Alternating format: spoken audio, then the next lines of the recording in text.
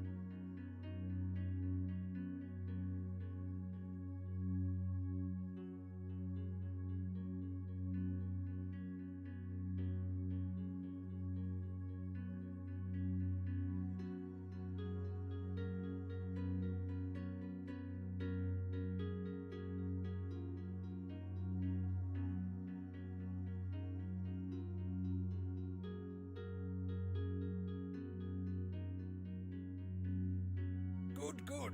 Here's your lesson plan.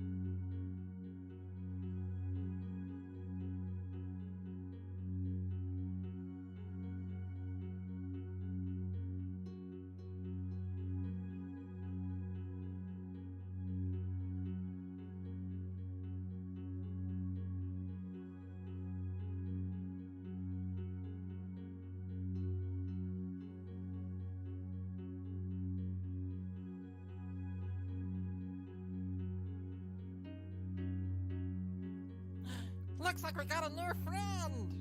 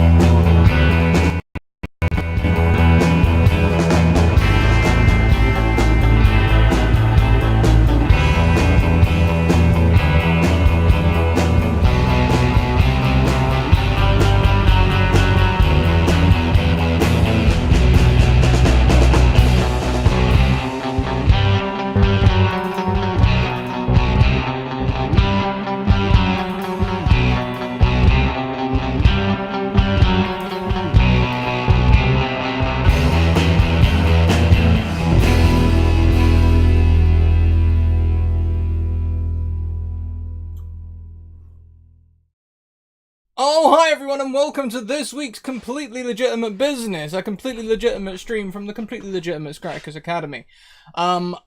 Before we go round and say hello to everyone, we will go through our regular stream announcements. We have our social links. Nya, go and check all those out. Discord, Twitter, and YouTube. I nearly said Twistcord, which is like a mix of Twitter and Discord. It's going to be the next big thing. You wait. Patreon. Go and check out Patreon. You can support us over there for as little as $1 a month, and we put up regular content, so go and check out that too. Some of it's behind a paywall, others is totally free, so you can check out stuff over there for free.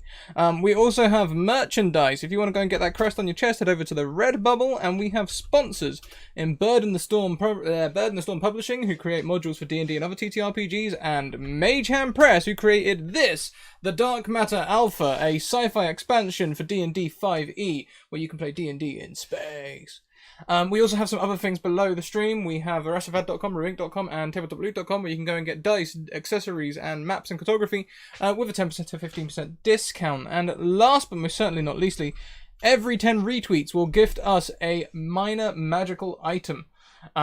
We also have goals you can see on screen for following goals and sub points, all of which give minor magical items. So thank you very much all for being here. Thank you for your support. Lindy, oh hi. Oh, hi, I'm Lindy. I'm Laugh Love Lindy, and I am the Dungeon Master, the Game Master, maker of machinations for this game. And, yeah, we're just gonna be playing some completely legitimate business. I almost said Monster Prom. That was earlier today. So we're gonna go around and we're gonna say who we are and who we are playing. Let's start off with Speedy. Hi, Speedy. I haven't seen you in forever. Yeah, it's been like a whole 10 minutes since we were last playing Monster Prom together. I'm Speedy. I am not so speedruns everywhere on the internet. And today I am playing as Junkar, our wholesome little robot friend, or big robot friend, who really just wants to, be a good robo boy for all his friends and everyone, and loves to tell jokes. And doesn't want to do any crimes ever, and he would never try and flirt with and steal a captain's girl either. No, especially when she's not here. So definitely not when she's here. That's even he wouldn't accidentally do that.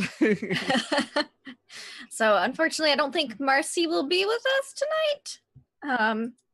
So she's the captain. The captain's real quiet. She's taking a nap. Captains need naps too. It's the napkin. The napkin. Yes, she's the napkin. So, Invisible Marcy's the napkin. Let's go over to Ish. Hi, Ish.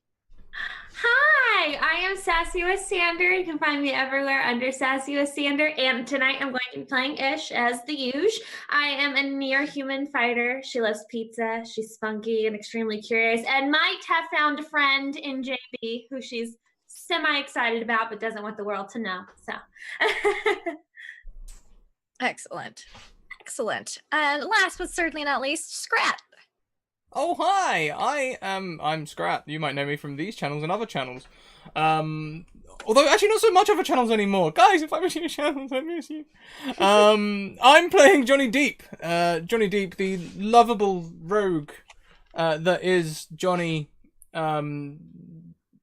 I'm trying to make this sound appealing. I'm running out of adjectives quickly. He's a rum guzzler, essentially. A lucky buccaneer, although his luck hasn't been as rampant since we started the campaign. No, I don't think space is as kind to Johnny as the Deep Blue Sea, which is odd and surprising. Or maybe the Kraken's, the Kraken cultists, the Cthulhu cultists, maybe they did steal some of Johnny's luck. Who knows? Maybe they did. And we just didn't find out about it till now. But yeah, so these are our adventurers. They are on the ship they're completely legitimate. They're doing completely legitimate business. They're about to be doing some completely legitimate mining. However, since we are a player down, I'm going to put this forward to the rest of the group. Do you guys want to do the mining operation with the napkin, or would you like to kind of go into a little bit of backstory stuff with everybody? I'm just throwing out there that if we do some Johnny Depp backstory, maybe his luck will return. Their luck will return. I'm really struggling with pronouns this week. All right. What about Junkar and Ish? I'm down to go into backstory.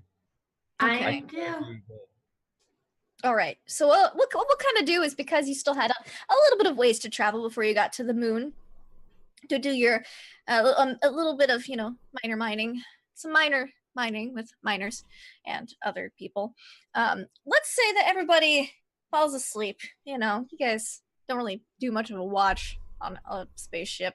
It's not nearly as hazardous as, well, I wouldn't say it's not nearly as hazardous as like going through the woods with a wagon and cart. It's equally as hazardous, but there's nifty things like autopilot that help out.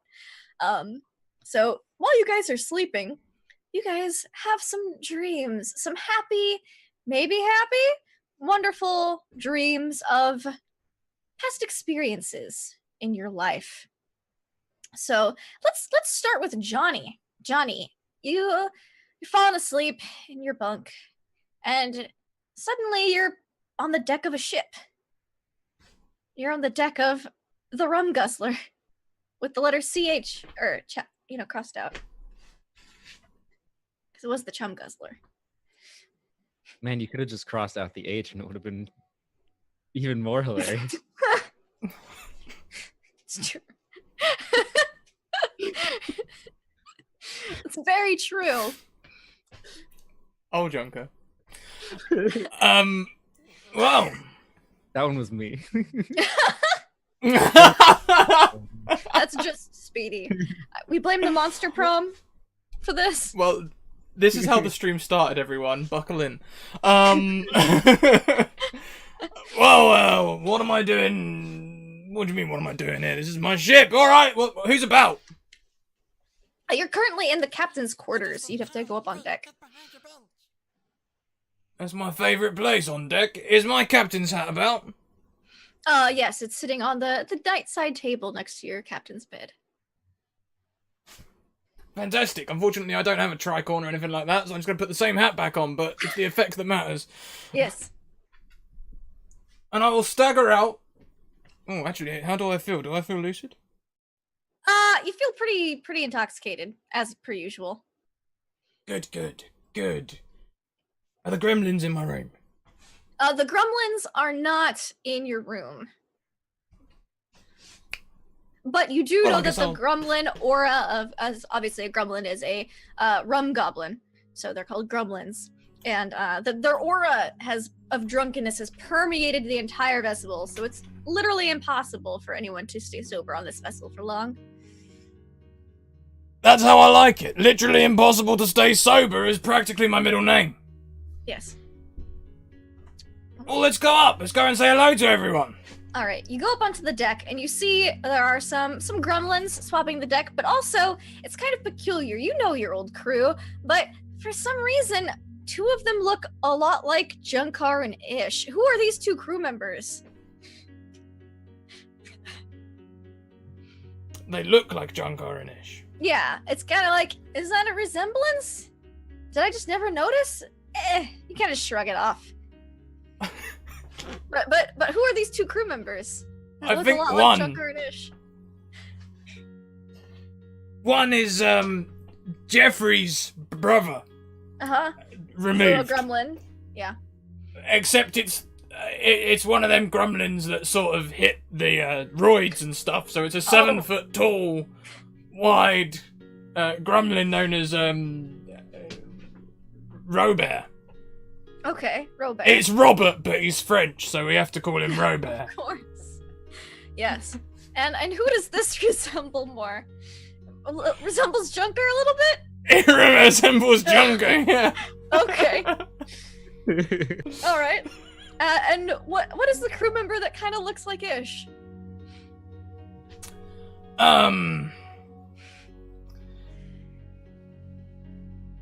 Well, of course, that this is Johnny's crew, so there aren't many. Yes. There aren't many humans on Junker's crew. No. I think it might. There's some drowned maidens. There's some gremlins. There's some other That's pirates. what I was thinking. A drowned I've got a maiden. feeling Okay. it might be a drowned maiden that looks a bit Okay. like Ish. So. So drowned maidens use their hair. For those of you who don't know, I've already explained gremlins. Drowned maidens are kind of ghosty, undead ladies who use their hair to pull people underwater and drown them. Makes them feel better. Except they didn't do that with Johnny. Except they didn't do that with Johnny. They started to, and then he persuaded them with his Johnny deep wiles, and now they're completely in love with him. They think he's the coolest person ever. So, you don't remember that Robert and what is this drowned maiden's name? Now, there's not just 2 drowned maidens on the ship anymore. I recruited a few more because I like them. Okay. The problem is they all look quite similar, sort of, pale features, long hair. So it's either Cassandra, Sophia, Victoria, Vanessa, or Agatha. Okay. All right. So one of them kind of looks a lot more like Ish than you remember, and one of them looks a lot more like Junkar. But you're out back on your ship, and your crew. You see them just doing their regular crew duties. Well, that all seems ship-safe and salty. Let's, where are we? Are we somewhere tropical? Somewhere cold? Somewhere full of rum? You're actually nearing kind of, what looks like a mountainous island ahead of you. Junkar, Ish, you guys are... Junkar, you're a goblin named Robert. And then, Ish, you're a drowned maiden who thinks Johnny is really awesome. It's super nice.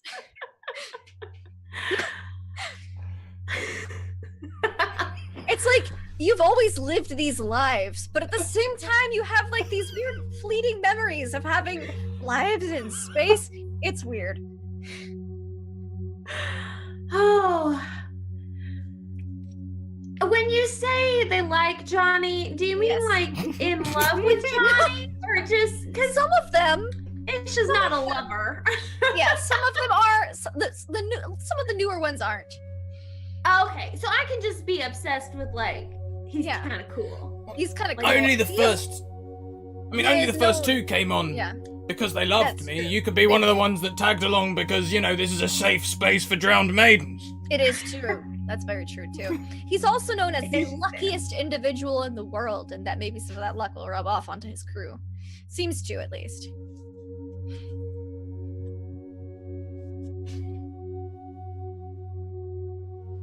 Well, Hello, Doctor, everyone! What do you look at that? We are approaching some land. Looks like the kind of thing that you might like to mount.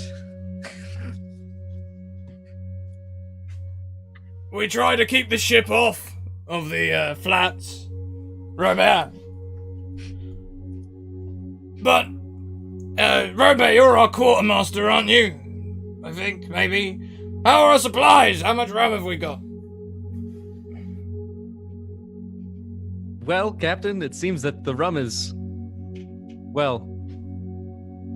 Do you still have that barrel I left in your room last night? No. I don't need We to are check, I out know. of Okay. How much water have we got? Plenty. Could you do me a favor and go and sit in some?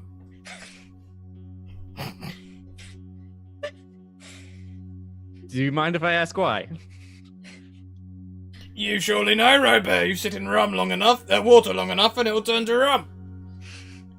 It is true. Is that a thing that's true? It is a thing that's true. you stick a gremlin and a liquid, and within time it turns strongly alcoholic, and the longer they soak in said liquid, the stronger it becomes. Oh my god. There's a reason that I developed an immunity to poisons like alcohol, not junker. I don't know why my brain said that. It's like a strange memory. Robert! Right, I'll go take a bath. Some fellow goblins, for some reason, your fellow goblins are like, I don't know, 5 to 6 feet shorter than you, but they pull out a tub and they dump 2 barrels of water into it. Normally they just sit in a barrel, but you're a large gremlin. Maybe you'll make the rum turn faster. You just get down in this bath, the ship's deck. And what is our lovely drowned maiden doing? Well, hello, Ish. Or not Ish. I'm nameless right now. I'm either Well, you had a bunch Cassandra, of names. Vanessa. Yeah, which one would you like to be? I'll be Vanessa because I Okay. remembered that one. Perfect. I'm Vanessa, but nobody knows. Vanessa's probably. I imagine that when Vanessa sees Johnny, she's very intrigued. So whatever she was doing, whether that be something with tying ropes or running around looking busy, she's automatically very distracted and starts just kind of like watching.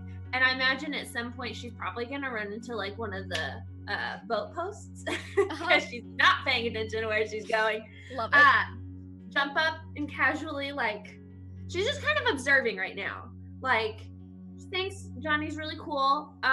Definitely would like a one-on-one interview with him, but not quite on that emotional level yet. Yeah. So she's just kind of observing everything. Okay. So, Johnny, you've got some more rum steeping currently. You should have some within an hour or two. Nice drinkable. An quality. hour or two? That's terrible. We'll have to raid land in the meantime. All right, my lovers, we're gonna raid land. It's funny, this ship wheel feels so big in my hands. We're gonna go raid land. See if we can find something or someone useful or something. That's what we do, right? Hey! Hey! Hey! That's what we do, right? Hey! Hey! So yeah, there's this island, or mainland. It's hard to tell. It's either a really large island or mainland of some type. You see land. It's apparently a mountainous region. It does look like there is a bay you could pull into, and it looks like maybe that's there's some buildings there.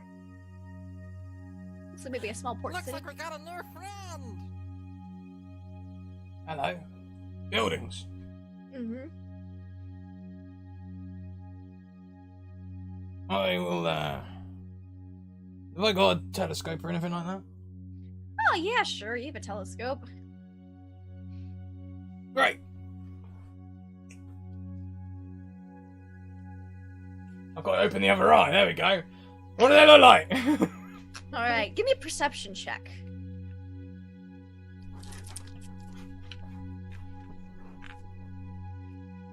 Back on the seas, Johnny.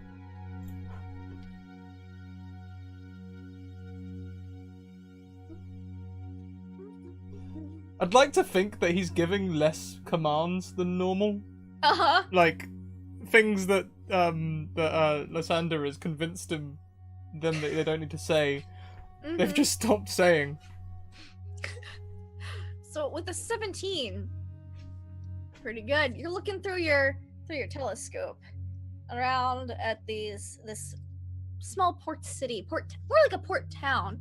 You see that there are a few figures kind of moving about on the shore. Appears to be inhabited. It's hard to tell from this distance, though, exactly what they're up to, but it looks like typical daily life, maybe? Oh, yeah, we're also on the ocean. I should get some ocean-y themed music. I had space music prepared for today.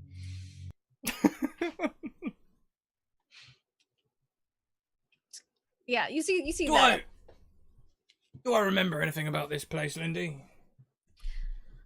Anything about this place? This vaguely resembles. You've not been here before. You remember saying something about sailing to new territories? This vaguely resembles some place you've seen on a map called Deserter's Isle. Just the way that the mountains kind of look. Deserter's Isle? Mm-hmm. That's perfect. That's why we're going to get some more crew. We're here. Right. Hey, weigh the mainsail. Mind the boom. Unfurl the mainsail. No, furl up the mainsail. That's right. Bring it around to port. Bring it around to port. There we go. I knew there was something I was forgetting. Why am I forgetting ship terms? All right. Robert, you're soaking in some rum. Vanessa, do you help unfurl the sails with your really long, reachy hair? You're really Yes. good at tying things. Yes, I am great. I imagine Vanessa most definitely is sitting down on the ground and just letting her hair do all the work, looking longingly for what she thinks might in another world be a triangular treat of deliciousness, but she's not quite sure what it is here. She hasn't quite found it yet. Gotcha. Yes, so you're looking for a triangular treat of deliciousness, and not found anything yet. But you unfurl the sails, and with no time, you takes you about an hour to get into the port. So you taste the rum. It's drinkable, but it's really gonna take more time because Good dip. yeah, color's not quite dark enough yet. You feeling well, Robert? I don't seem to be rusting, so why would I rust? Rusting? No. Could use you building up maybe a bit of a sweat though. This is piss poor. We want that sweat strength. It adds the spice to the rum. Mm. Yes. I'm not used to sweating much, but I can try. Maybe we'll leave some of your buddies. Maybe you can help us out on deck. You're a big thing. Grumlin. Yeah, Grumlin. Yeah, it's a little strange, but you figure if you stick about 8 grumblins in this bathtub, that'll go probably a little faster. At least get them really strong, if not faster. And in the meantime, you have pretty much sailed into this port. You could definitely dock and go around a bit if you'd like. I think that's perfect, and I will walk up to the sitting down, working hard, drowned maiden, and I'll be like, "Good morning, good afternoon, good day, hello, fair maiden. Cassandra, Sophia, Victoria, Vanessa, or Agatha. How are you?" Ish is going to immediately pop up and say, "I'm great, Captain." Great. Do you want to come on shore? Yes! And she's gonna like pull her, I assume her hair has to kind of like come back. Yeah. And immediately she's gonna of course her hair's gonna just go back into like a little thing. I don't know if that's a thing. Yeah, but she's gonna immediately, but you can style it however you like. Kind of. Oh, cool. She's gonna throw it in a ponytail, a little shindig, and she's gonna immediately just stand right beside Johnny. Okay. Ready to go. Do you take anyone else with your the shore crew? Your shore party? Or is just these two? No, but I do know how ships work much better than spaceships, so... Yes. Despite the fact that my deck has clearly been swabbed and everything looks ship-shaped and beautiful, Yes. I'm gonna give my first mate a dressing down. Is it Jeffrey the Gremlin? It is Jeffrey the Gremlin. Jeffrey, this ship looks horrible! I want it looking ship-shaped by the time I get back! Yes, Captain! Work double time or there'll be no rum! You heard it, boys! Let's go! They immediately pull out more buckets of water and start swabbing the deck again. And as I step onto the harbour, I've got this sense of things are right. Yep, you step foot on this dock, you smell the sea air, you hear some seagulls above you. Just feels good. Yeah. Nowhere like here, is it, Rover?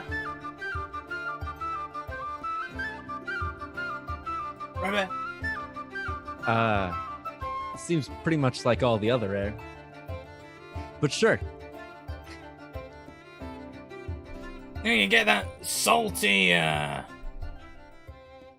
fresh, sort of, clean. We've been at sea for several weeks now. I've smelled a lot of salt. But maybe you're Possibly right. the strangest gremlin I've ever met, Rover. I'll take that as a compliment. Fair enough.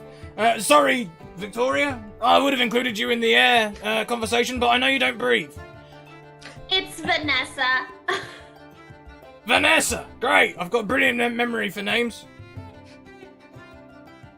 Onward! As we walk, Vanessa's gonna take her hair and start, like, if I can. I don't know how creative I can get with this. But would like to, like, start tapping people on their, like, opposite shoulder so they turn around and don't see sure. Yeah, give me a sleight of hand, which for we'll just use your base stats because that sounds even funnier than using the other stats.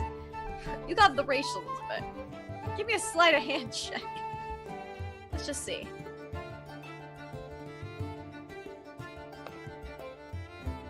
Oh, wait, did it go?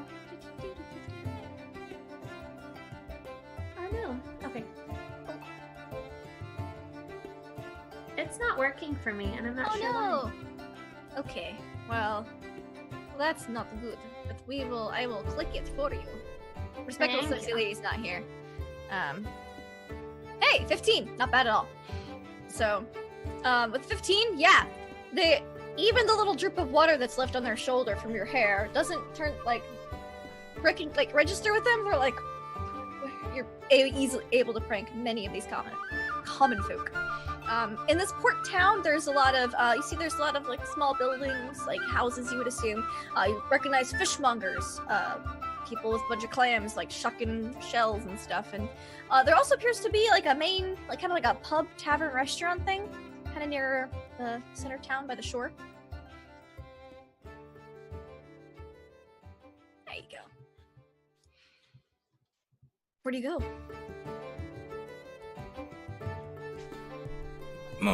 Should we have a spot of lunch? While Jeffrey and the boys are on the ship, it can't hurt to go and get a decent sandwich.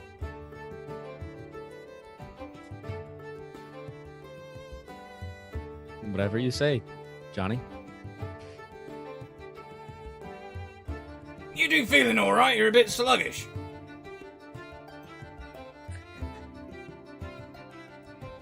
Feeling... It's just... Go ahead, sorry. No, go ahead. I was just gonna say, it's just very not paying attention to anybody. Uh-huh. She's very fascinated by everything else going on. I'm feeling about as normal as always. Sensations are a bit weird, but I suppose it's just because we're back on land. That must be it. Yeah, I get that as well, when the land feels like it's moving all the time, which bloody thing sits still. That's called the spins. It's generally because you're drunk.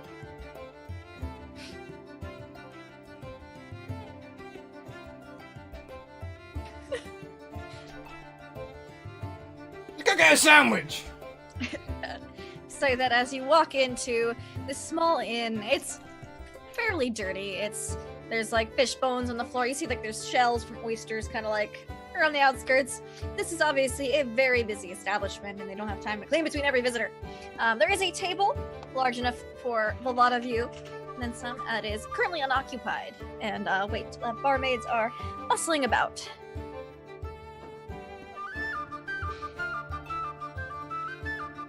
There's also seats at the bar. I'm really not used to this, actually, Robert and Vanessa. I'm much more used to being in a place of peril, especially when I feel this lucid. Usually there's something going horribly wrong and I'm trying to resolve it. I've always got this feeling when everything's going alright and we're just stopping for a sandwich, that there's something I should be doing. Do you ever get that? Sometimes. Vanessa's just gonna look at you blank face and just no.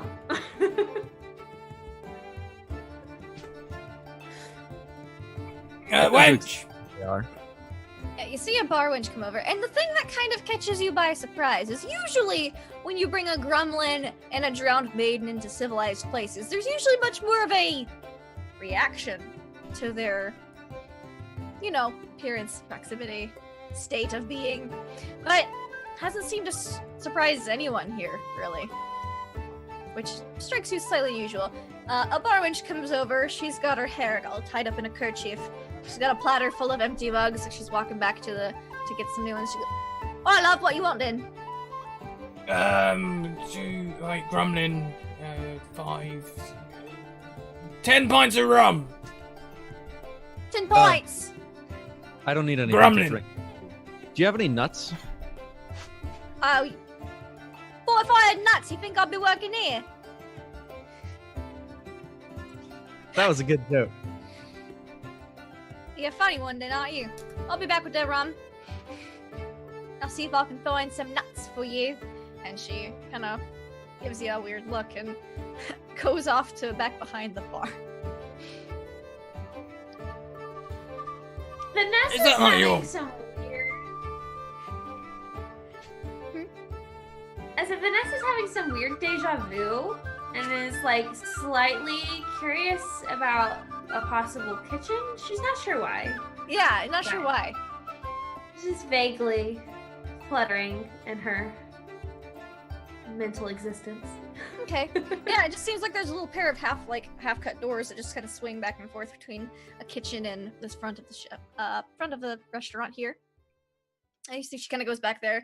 She like hip checks it open and then walks through with her big tray of just pewter mugs. A few minutes Is later. this the first time we've all been ashore together?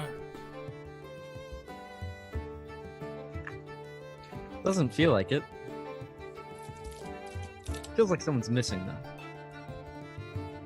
Yeah, I've got that. There's just something not quite right. Yeah. Where's the captain? Sort of You're the captain. drums in his finger. I am the captain, yeah, of the rum guzzler. Where's me cracking? Spent bloody ages trying to wrangle that Karakin, you know. You haven't seen him in a little bit. Strange.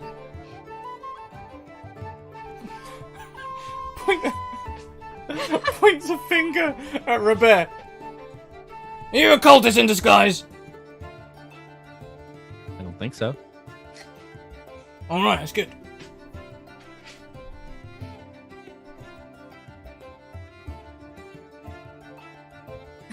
A minute later, the bar wench comes back with a tray full of pints. She goes, "All right then, 10 pints of rum. How you planning on paying for these?"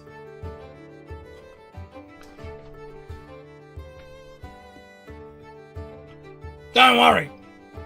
You see that ship in the harbour? "Yeah, mate, I see it. What about it?" Well, you might recognise it. What does it say across the side?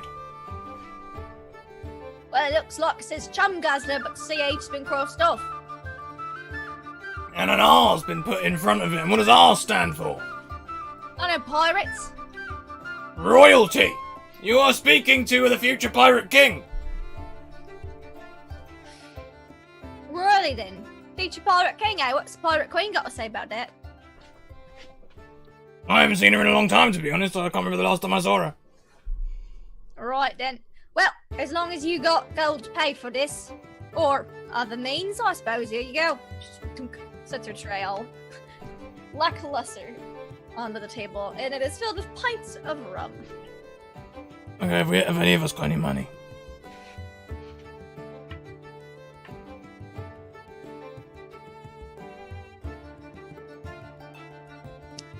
No. Vanessa will like, can I use my hair to steal from somebody? If you want to make me another sleight of hand check, you may most certainly try. There are several within hair's length. There are 3 tables. One of them has a massive Goliath guy sitting at it. One of them has looks like 3 human ladies, kind of sitting at them, and then the other one has a group of gnomes, like a gnomish couple. Okay. Who's the closest to me? They're all probably equal distance from your head. Okay. Oh. Probably not the couple. They're cute. I don't know. I think she's just I don't know. Is there someone sitting at the bar by me? I think you guys are at a table right now. If you did go to the bar, then I'd say probably. Oh, we are. Sorry. Yeah, that is fine.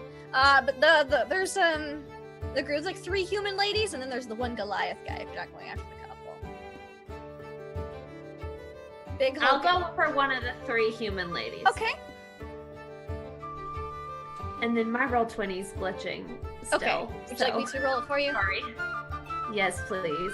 No problem. Let's type your sheet out. 14. Let's see what they roll for their perception checks. Oh, that's a tie. So, as you you're like, sneak your little hair tentacle out, a few drips of water, get onto the floor, and you've got your hair on the coin pouch, but it seems that she's noticed some kind of tugging at her. Now, you could let go and not be seen, or you could try to make like a dex save to see if you could take it before she notices it's you. She might get caught. Vanessa would like to make a dex save. Okay.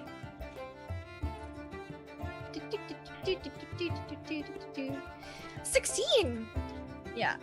That beats her 14, so you do not get caught. You take some coins out. You don't get the whole purse, but you take some coins out. And you bring it back to the table. And Vanessa's going to place them in front of Johnny. And just smile. Fantastic! How much we got here? Let's see. Let me get a dice out. I don't want to type everything today. So, you have... Alright, it looks like you have 15 gold here. That'll probably cover it. Probably. Things always seem easier when you're down a few pints. Let's get drinking. Happy lunch! Mm-hmm. Some bread, some rolls are brought out for you. To kind of it's like table bread. Everybody's got table bread. Table bread comes out, and it's not like soft, fresh baked bread. It actually feels like a couple days old. You kind of knock onto the table, you pull it apart. It's edible, but it's unusually stale for restaurant establishment bread. I bite straight through it. Mm-hmm. It's real chewy. A little crunchy. It's kind of nutty, though. I'll take it. Is it oily? Is it oily? It's not oily. You wanted some bread? Or some nuts. So I got you some of our chestnut bread. Local specialty. That is close enough. Anything else you guys want? That's awfully kind, thank you. I'll be alright. Right then. And she kind of goes off. I would like all 3 of you to give me perception checks.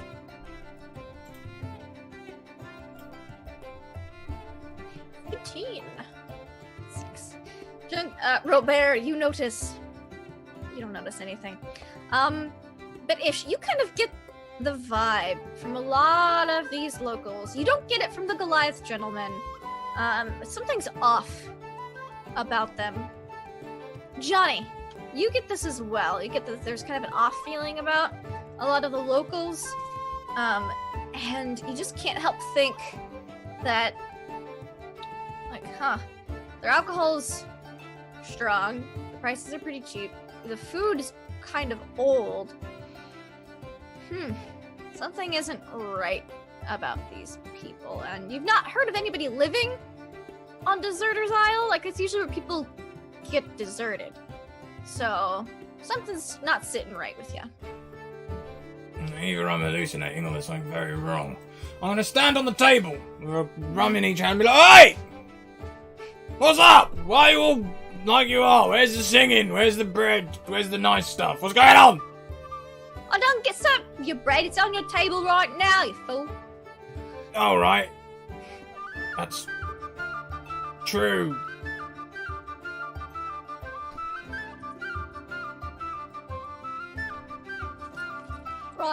Singing! Dancing, anything! What's wrong with all you?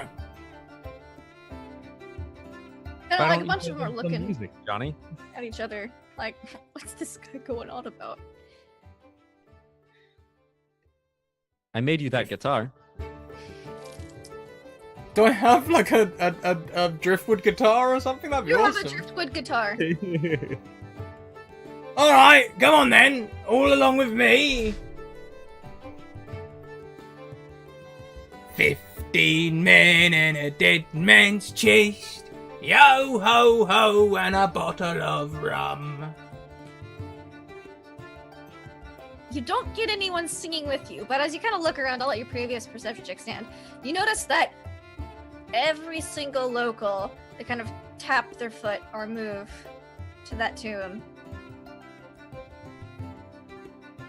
But not much, just slightly. Drink and the devil had done be the rest. Yo ho ho and a bottle of rum. There's something not right here. I'll hop back down with my crewmates. Mm-hmm. There's something wrong. Victoria and Rebecca. It's Vanessa. That's what I said, said. Vanessa.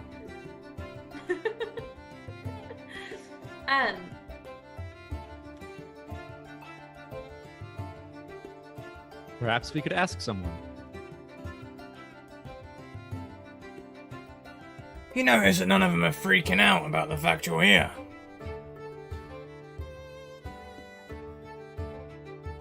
Gremlin and a drowned maiden walking around town. Usually I have to do all the talking. You know, don't worry, these aren't actually gremlins and drowned maidens. We're an acting troupe and all that business. Not to do any of that this time. We are pretty far out in the blue. Maybe they don't care. Maybe they don't. Gremlins. How many kinds of things are on the table right now? Well, there's 10. How many of them have been drank in this time? I don't know, but 10 were brought out to you originally.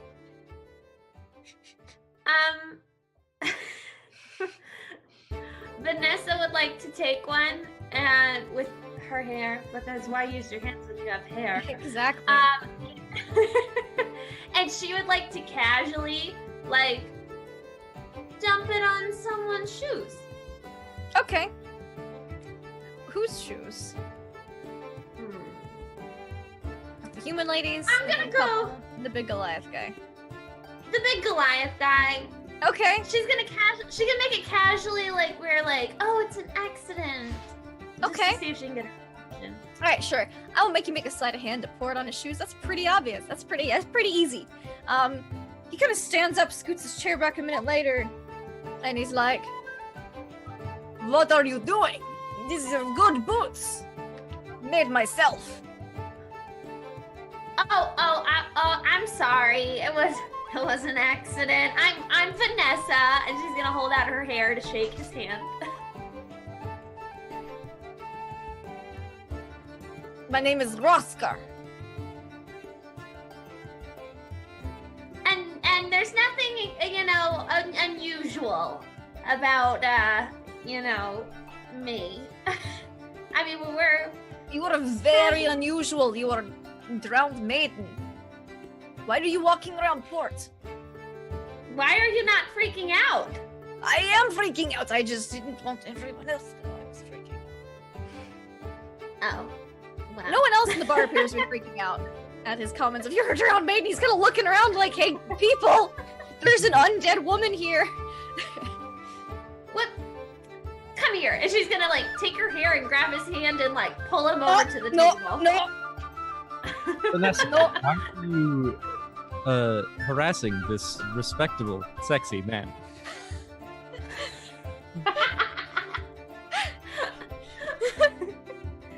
Well, I mean, he seems to be the only one slightly concerned about our presence here. I'm just helping.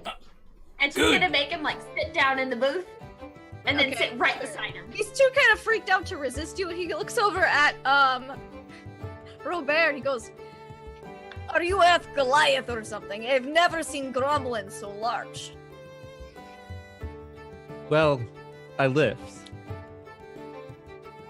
Right. Kind of just looks you up and down like, sure, lifting does 7 feet's worth of growth. Okay.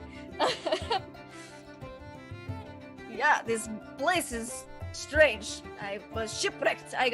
Not shipwrecked. I was deserted here 3 days ago.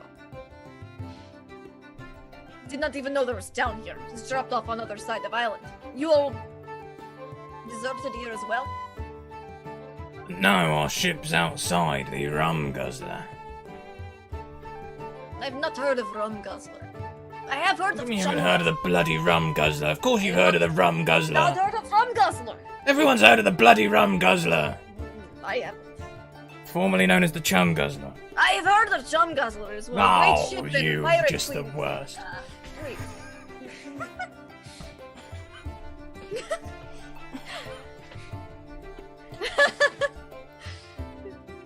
Look, the Pirate Queen's old news.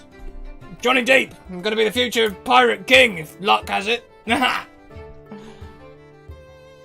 If luck, it's a joke because I'm luck. Don't worry about it. Right, what's going on? Why isn't anyone freaked out? Do not know. They all keep looking at me like weird. This whole time I've been here. 3 days. They look at me very strangely. How has the food been sustaining you? Stale. Ugh. They made fresh bread was fresh when I arrived here 3 days ago. Now the still is like they've not baked more bread. I mean, they are deserted. Bread. That's true. Have a cup of rum. For some reason, the gremlin's not drinking at his usual rate. You all right, Rabbit? I think I'm okay. And after like eating the bread and like tasting it, even though it's like stale or whatever, like coming to terms with his sensation of taste, he'll cautiously drink the rum, and then drink another rum, and then another. There we go. Lovely. He grabs a mug of rum and kind of starts drinking. He's side-eyeing all of you. And you kind of notice, everyone's able to notice now, that all of the patrons in this pub, they're not really eating or drinking. They're just kind of going through the motions, and they're all watching you. Suddenly, Excuse me. What are you looking at? who are you asking? Whoever is nearest. It'll be the gnome couple then. Oh, what are we looking at? Well, we're looking at, the room. You're in the room. Guess you could say we're looking at you. Why? You're just so enthusiastic. Vibrant even. I haven't seen that in a while.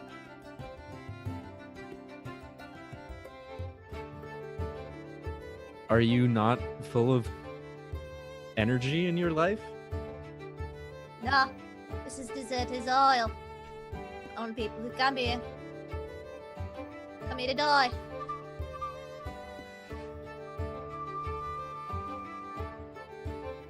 The only reason anyone goes anywhere is to die. No need to be depressed about it. That was awfully deep. He's like, right. And you notice Junkar, as he kind of like shifts, like he's been kind of sitting like this. Like you can kind of see this kind of shifts back, and you notice his hand that kind of reaches for his empty mug is skeletal.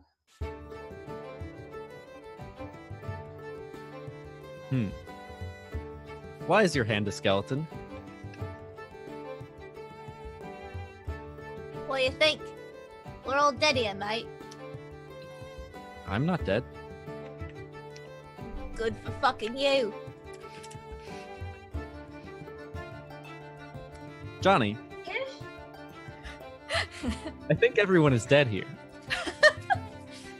These must be like that, like those dwarfs?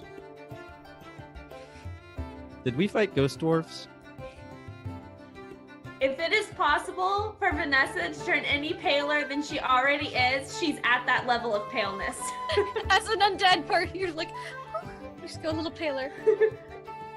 And her eyes are just It's like... more like a slightly paler shade of blue, because you did die from drowning. So it's just various shades of an undead blue. You just turn like a paler shade of blue.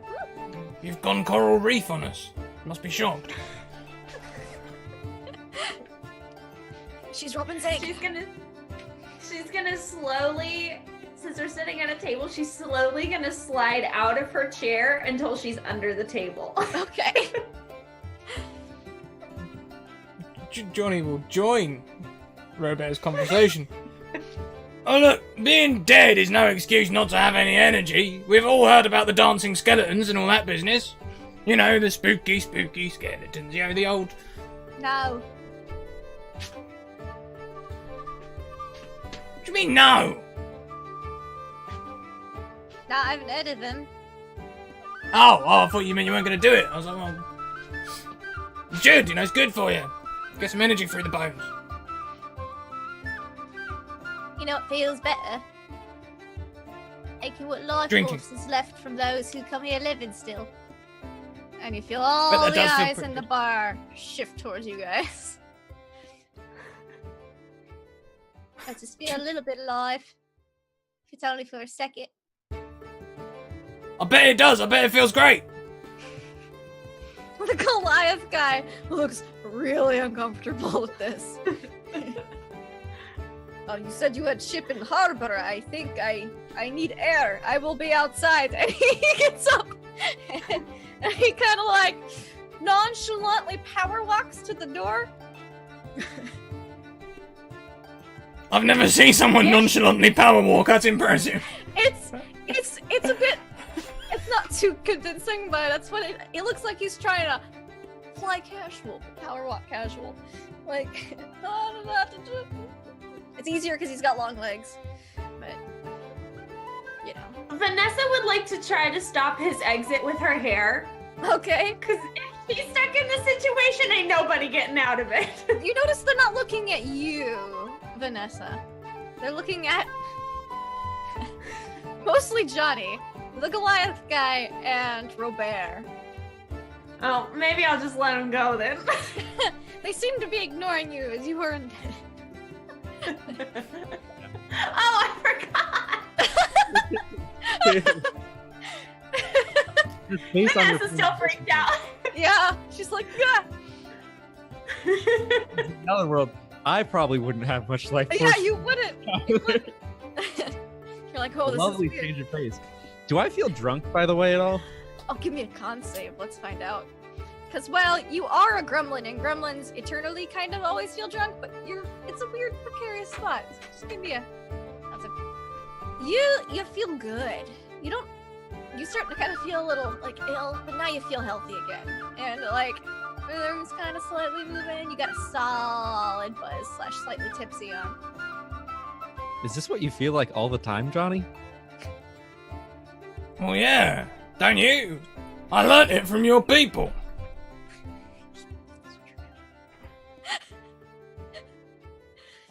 I've noticed something about you, Robert. Most of your kind emit, like, this drunken haze around them, but I've not noticed it with you. But normally you don't need to drink around a gremlin to feel drunk. Normally it just happens. Helps with the atmosphere. I don't know. I've felt sober for a while. Feel better now. Oh, God. This is great. Oh, Said the S word. he did. They did. So why is everyone looking at us now? You see, like, chairs have been scooted out, and people, and, like, they're starting to kind of, like, heads tilted, eyes kind of glazed over. Some of them are missing eyeballs, and they're all looking at you guys. From your just direction. I don't think we're safe here, Johnny. I'll be honest. No. They've all taken my advice. I was telling them all to dance. It'll make them feel good. They're all standing up for a good old knees up. Well, let's play them a song. And Johnny will get out his guitar and start playing. Give me a performance check. And what song are you playing? Whiskey Johnny. Okay. 26. It literally is just Johnny in space. Alright. play the song, and you notice that, like, they all kind of, like, freeze for a second, and then, like, again, what happened when you sang the first few bars of that other song earlier. Their feet tap, and their heads kind of go in the rhythm to the sea shanty. And what I would like to do is work into the lyrics. Uh-huh. If you are dead and seeking life, Whiskey Johnny, then you should join the Pirate King, Whiskey Johnny. He finds lots of people all over the place, Whiskey Johnny. It's a safe space for monsters and us alike, Whiskey Johnny. I shoehorned that one in. All right, give me a persuasion check, as you are weaving this recruitment call into your song. 15? Alright, they're gonna roll for insight. They're undead, so they don't have great wisdom. Yeah. They all kind of, it's kind of like the Pied Piper. They all kind of bob their heads and tap their feet, and if you start to walk out, they will follow you. So Fatia, Robert, I think we've got them.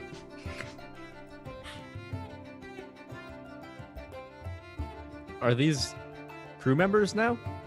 Possibly. Let's see if they follow us aboard. Okay. Vanessa is gonna peek out from under the table, once again, really pale blue with wide eyes, and just like... and like stand up and get behind Johnny. Okay. So, you... How is Robert doing? What is he doing? He's gonna take another drink and start following as well, and he'll just say, I mean, I guess we're going to need to become friends with all these people. Guess we're gonna have a skeleton of new crewmates.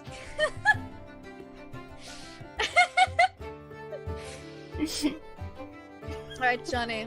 And as you are leading these people, these undead, former sailors, to your ship, you see something on the horizon. Another ship come into view. A magnificent, elegantly built vessel that you recognize with red sails.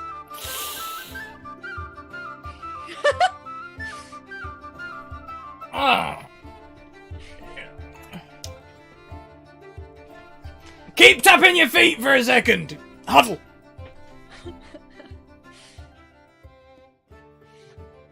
That's the Pirate Queen. She's here. You got this ship from her, right? You could say that, yeah. Yep. Well, no. I was riding my luck for quite a while. And I decided that I would be a pretty good pirate king. I haven't run that by her yet. So we'll see how this goes. Apparently Jeffrey spoke to her at some point. You planning to marry her? Not really. Isn't that how you would become the pirate king, if there's already a queen? Unless you're her son and she's going to die. No, I don't think that's it either. You know, I don't really do all this planning thing, to be honest, Robert. I just go into scenarios and hope everything turns out for the best. I suppose that's one way of looking at it. I tend to think things through. Well, that's probably why I've got you along. What do you think at the minute? I think that we should probably leave these ghosts behind. Get on our ship and run. No, these are our friends. You lot are our friends, aren't you? They're just tapping and bobbing their heads, because I imagine you're still kind of playing. Yeah, idly. Yeah.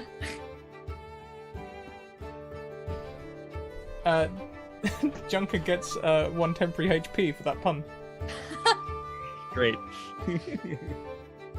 If that's the standard you're setting, he's got a lot of puns. Be careful.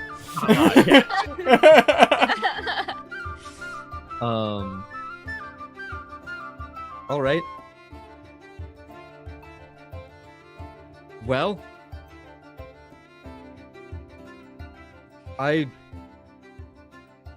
you are the captain, I think. Yes, you can tell from that. I didn't think captains wore hats like that. Agatha, you've got something. Vanessa!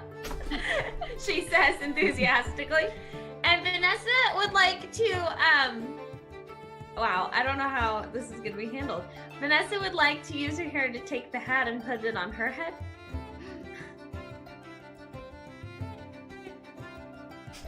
And not even Be careful! hotly. Be careful, Johnny says, pulling a bottle of whiskey out. Pulling a bottle of whiskey out of it. It's a Scotch bonnet.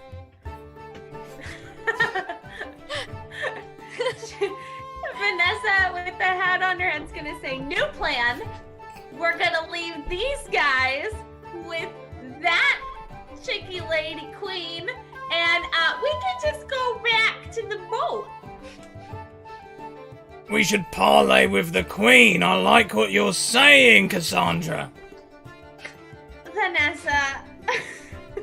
It seems that Vanessa is the captain based on the hat. Oh, well, no, it's got my name in it.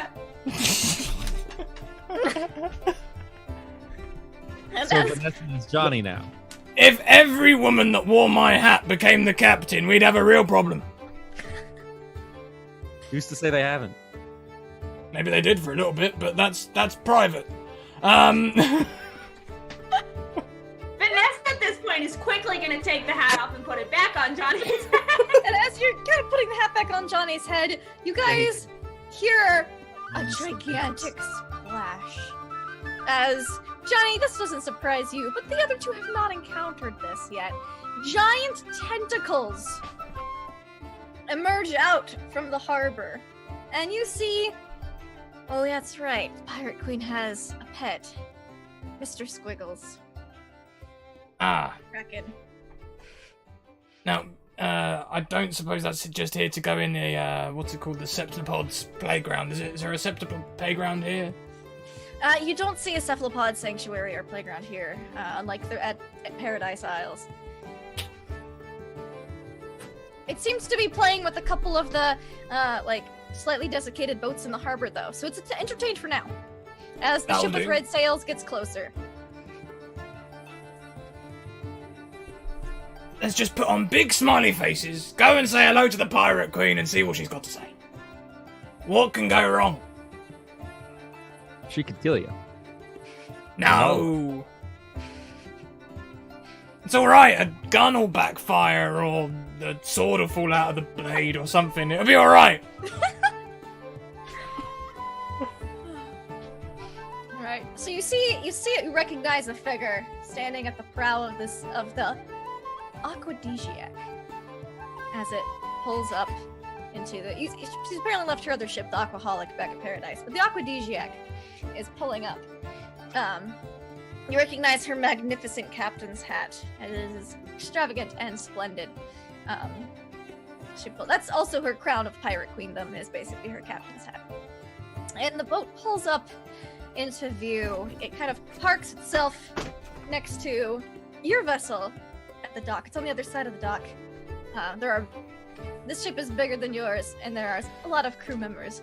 And Pirate Queen Scarlet Setsuko stands at the top, a gangplank's lowered, and she says, Johnny Deep. Scarlet! It's been a while!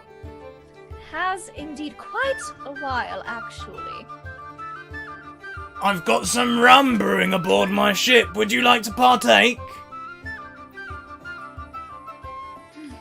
Yes, I suppose I shall. Accept your offer. And she strides down, her boot heels clicking on the docks as she walks down. Lead the way. I understand you met my first mate. The Gremlin. The Gremlin, yes. Yes, Joffrey. He had some interesting things to say, but you had gone missing for a while. Yes. Cultists were trying to steal my luck.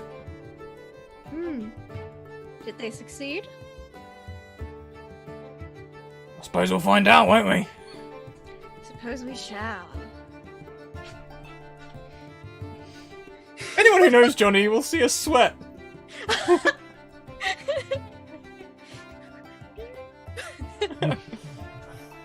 You two have never seen Johnny so distraught. And you kind of like a thought in the back of your head says, in this life or the other. You're like, what? Weird. And so you bring the pirate queen onto your ship where there's 8 gremlins soaking in a bathtub of water, which is now strongly brewed rum. Thank you so much for the raid, Rachel and the Oh Baby 190 crew. Welcome in, everyone, as we've just got on board my ship with the queen. Oh, and it's Tina as well with a massive host. Thank you. Welcome in, everyone. And Madame. Oh my! This is Everybody. This is a huge. It's a combined raid. This is a tactical attack. We need to man the Scratticus. I think you need to man the sails at this rate. Oh, so we've just invited the pirate queen aboard the ship. I've been going around telling everyone that I'm going to be the new pirate king. Also, this is a space show. Yes. Yes. This is a space show flashback. This is a flashback in which all of us space heroes are also on a pirate ship. Yes. The pirate queen sits down. She looks like as if she's about to sit down, and you're like, "There's no chair." But then a giant, dripping wet tentacle, has pulled off a chair from one of the ships it was playing with, and gently sets it underneath her as she's sitting down. Doesn't even blink or look at you as she does. I will be looking around as soon as we get on board. I'll be like, "All right, you landlubbers, the pirate queen's in. Straight up." Your Majesty! And they kind of all look at you, Johnny, because you've been calling yourself Pirate King. Jeffrey, go and get the nice rum. Right! And he runs off. Below deck scurries even. Running as fast as his little gremlin feet will let him. Vanessa would like to try to get Johnny a chair, just like the tentacle did, but with her hair. I don't know if I need to do anything for that, but she's gonna like. I imagine your hair's not quite as strong as a full-grown kraken tentacle, so we're able to give me a performance check to see how smooth this is, because I can see it either a chair just getting dragged across the deck. No. So that's basically what happens. You grab a chair and it goes.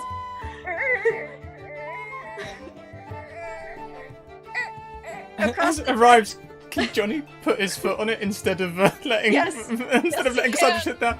And you're sitting there like trying to pull. That's heavier than you're used to. I feel like at one point she grabs her hair and starts pulling her hair. Pulling it too. Yeah. And then when it gets there, she's gonna deadpan look at the queen like, "Yes, I did that." Jeffrey runs back up with a bottle of finely aged rum. One of the original bottles that was you took from the island where you found the gremlins. You save it. It's the special occasion rum rack that you guys try not to touch unless necessary. But he's brought one of those bottles up. Here you go, Captain. I didn't mean that nice. It's only the pirate queen. All right, I'll do. Scarlet, can I offer you a partake? Please. And she holds out her hand, and a teacup gets handed to her by the Kraken. And she holds it out. Kraken's got awfully dexterous suckers. Yes, he does. Say when. She waits until it's about to the exact rim, and she says, "When?"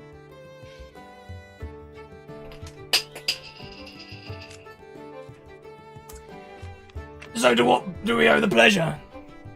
I was in the area. I'd heard that the rum guzzler was spotted, and I figured it's been a couple of years since I've heard from Johnny. Should check in and see how he's been doing. There's a lot of rumors going around about you. Oh yes. Some say rumors, but you know, rumors are only as good as the people that spread them. It's true.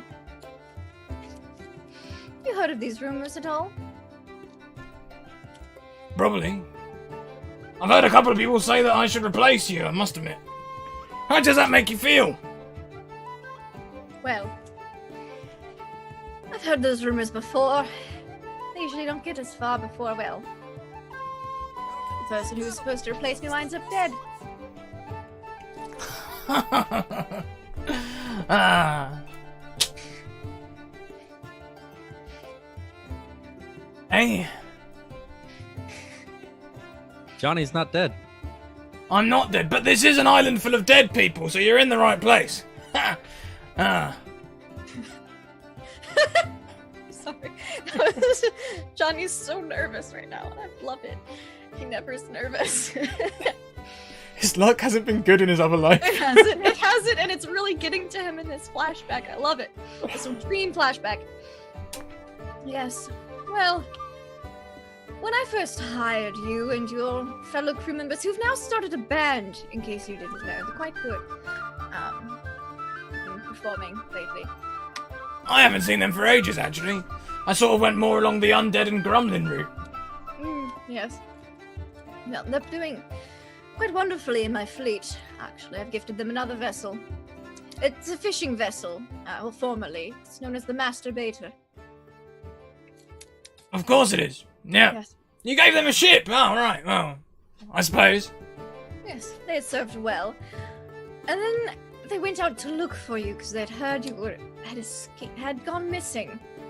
Loudon. Yes. Captured They by never found- cultists for a little while, I must say. Yes, they never found you. But here you are. You can't keep a good man down. Apparently. I don't like the rumors that have been spreading, however. The rumors that you've been spreading, well, you should stop spreading them then. Well, no, the rumors that have been spreading, I have not been perpetuating them. But I don't dislike you, so if I can have you not dead, I prefer it that way. Persuade me.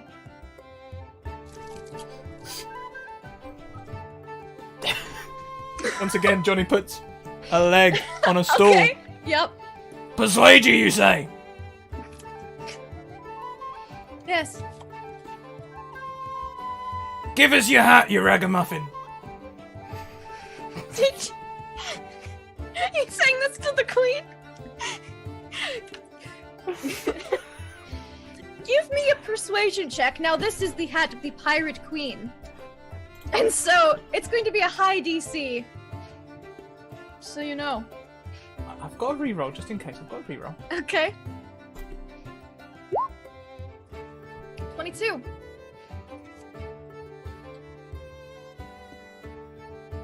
You sticking with that number?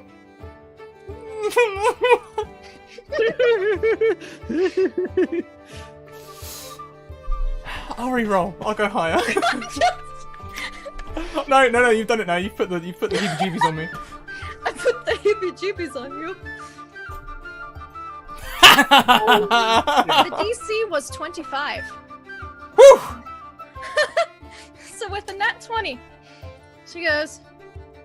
She removes it from her head. Her hair is immaculate underneath it. You don't know how she doesn't get captain's hat hair.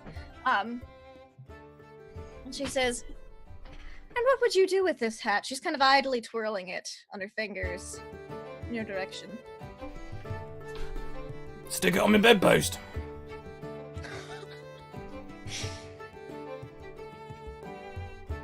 I see.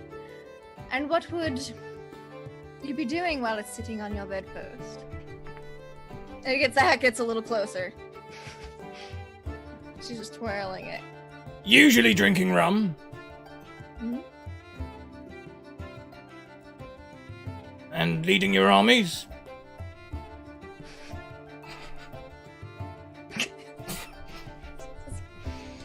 Right, I'm now- not sure if that's a euphemism or not, to be honest.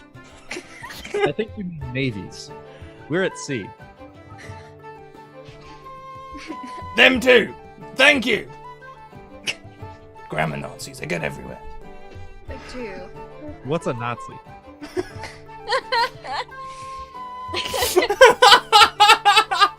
Well, you see, there are sea pirates, and then there are not sea pirates. Those damn river pirates just aren't as good.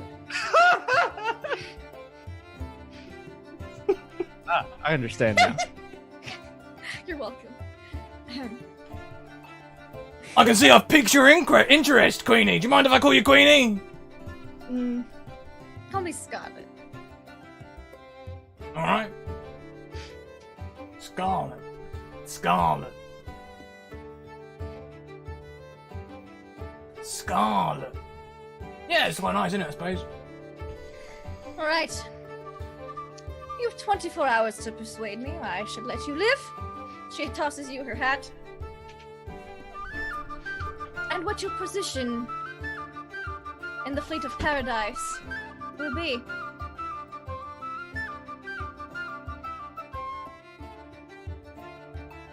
"24 hours.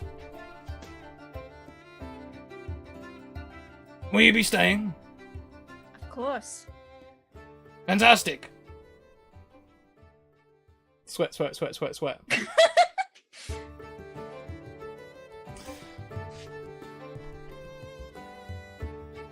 I mean, of course. We'd better do this on your ship. What am I saying? Let's do it. Yes, you do have to persuade me after all. It's going to be a bit difficult if I'm not here, isn't it? Of course. Give me a moment with my crew. Certainly. Obviously, She'll they'll just have to look after the stand ship. by the gangplank, with her arms crossed, looking at you very intensely.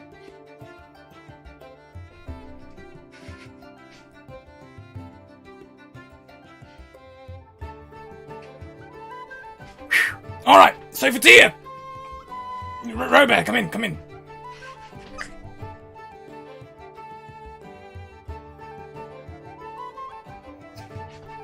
Can you get a read on that woman? Because I can't. She seems more capable than you. That's what they all say at first. But you always get surprised.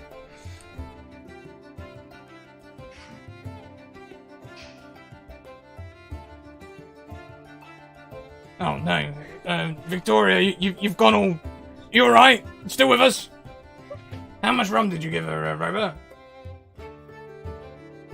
I didn't give her any. Whatever Oh, she had, bloody she hell. Vanessa is just slowly turning this like broiling color of like there's not a lot of color in dead people, but No, like there's if not. there's a color for like she's furious because She's like a purple, like a Johnny- stormy purple. Yeah.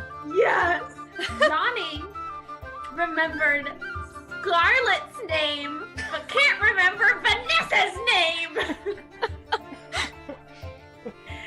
And so Vanessa is gonna sit down crisscross applesauce and cross her arms and not look at Johnny. This strikes get you like as a this familiar sometimes. scene for some reason, Johnny, but you can't picture why. Strangely familiar, but I don't know why. Take She very good care of her also, hat. She would also like to use her hair to make sure that the hat continues to fall off of Johnny's head.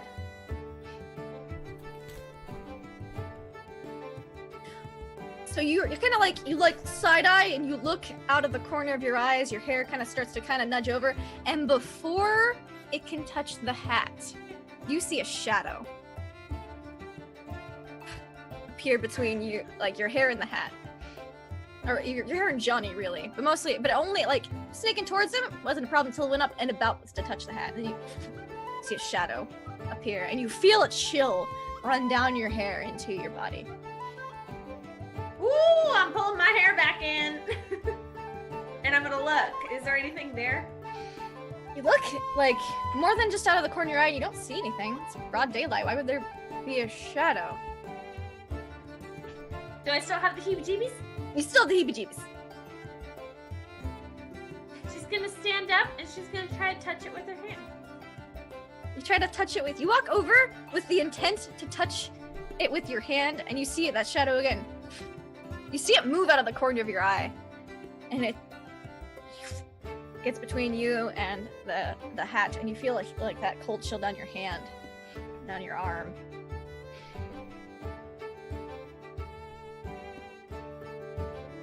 Johnny? You alright? Agatha? No! The hat off. Nessa! She's just gonna shake her head and just say, take the hat off. Take that hat off. Yes, take the hat off. The Pirate Queen just give me this hat. Take the hat off.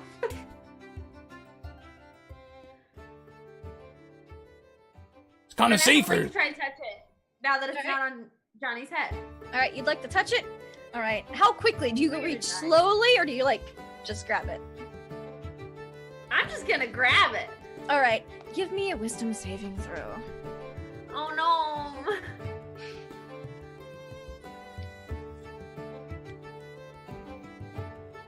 With a 15, you touch the hat quickly, and your whole body, you get a shudder of cold as, like, a brief vision of something flashes before your eyes. It's kind of hard to tell. You see a knife, a dagger, coming straight towards your throat, and then it's gone, and that cold chill is still there. Scarlet, are you alright?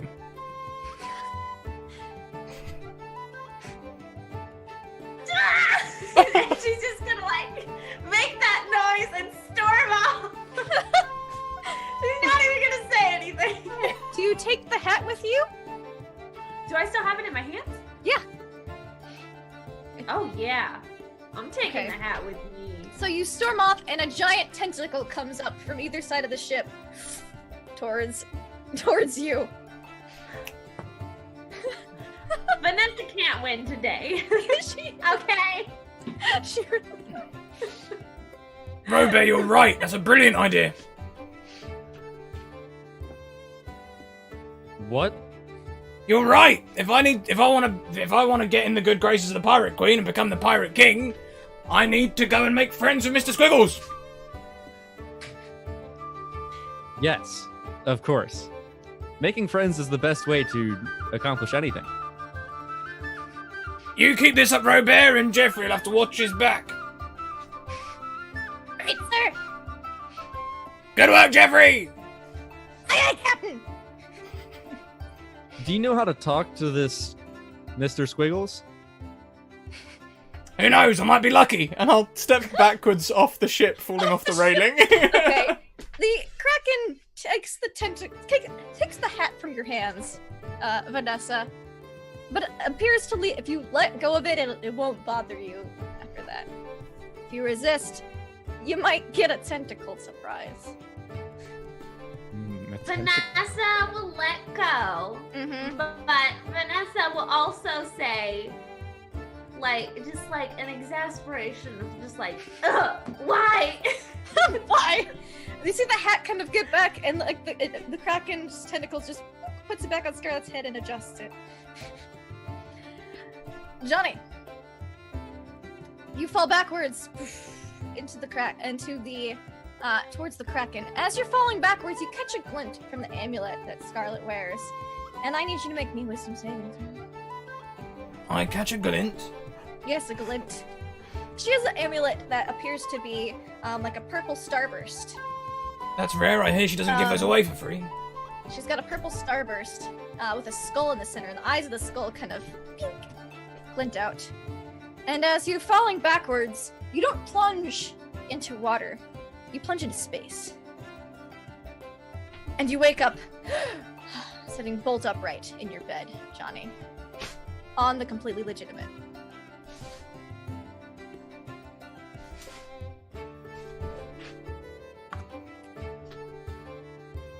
I'm gonna grab the thing that they all speak into. Junker, Ish, Lysander!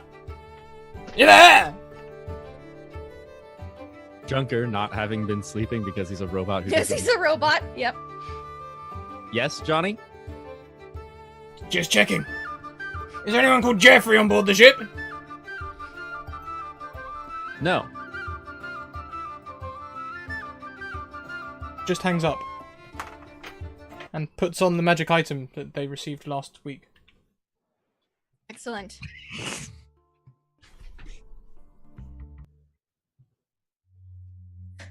I can't remember what they did, but I remember they were shades. Yes, you aren't blinded by any sort of light difference. Ah.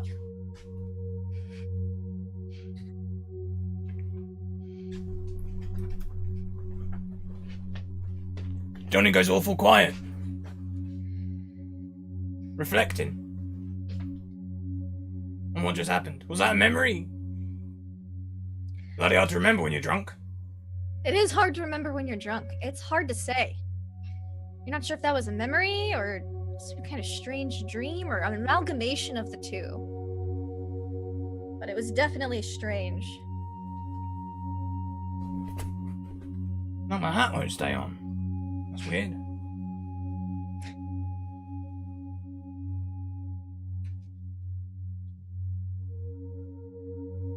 Well, Junker responded. I'm gonna go and say hello to Junker. Okay. Where's Junker? Engine room? Yeah, I mean, I don't think Junker really has his own quarters. Like, I think he just stays in the engine room, really. He doesn't need privacy or anything. True. So, Yeah. yeah. He's like sitting in a corner in the engine room.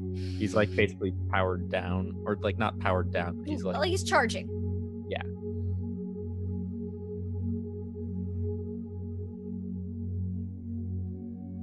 You alright, Junker? Yeah. For a second, you walk in and you see Robert, the large gremlin. Then you blink and it's Junker. You're like, "Wow, that was weird."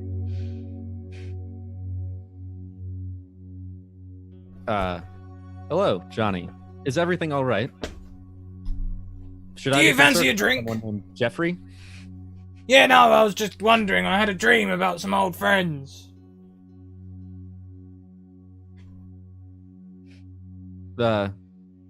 Well, I don't think that any of your old friends from whatever planet you came from are here. But you have plenty of other friends. Yeah, probably just a dream. Do you drink, Junker? We've talked about this. Yeah, I know. Well, I do. I'm gonna go to the bar. If you want to join me, I'll be up in the wet bar.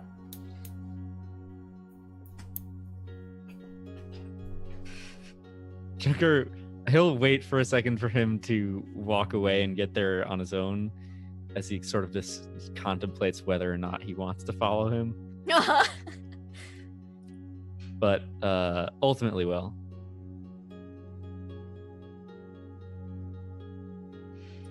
There's some good rum in the bar. Not for long. Oil. Not for long.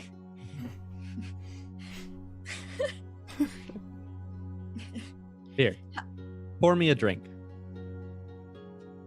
Where do you want it poured? Straight in the nipple? Into a cup. Alright.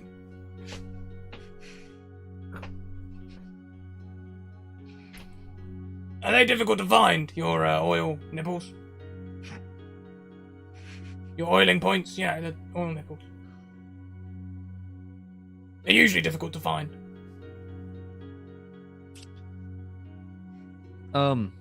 Sorry, hang on. I might be doing a faux pas for Vect here. Is this something horrifically embarrassing? Is this like me asking about your genitalia or something? No, it is not particularly unusual. Alright.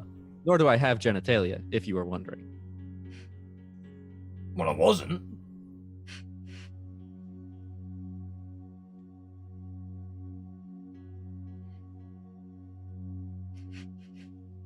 Here's some oil.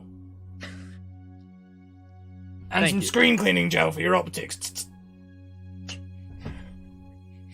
Cheers. Cheers. So they're in the bar right now. Yeah. Ish would like to come out with definitely morning hair Uh-huh. Yeah. with gummies stuck in her hair. Uh-huh. She did have a little midnight snack. And she's gonna walk out to the bar with just like this look of just like sheer, like not anger, but like she's sleepy. And she's gonna walk over to Johnny and Like, why did you wake us up?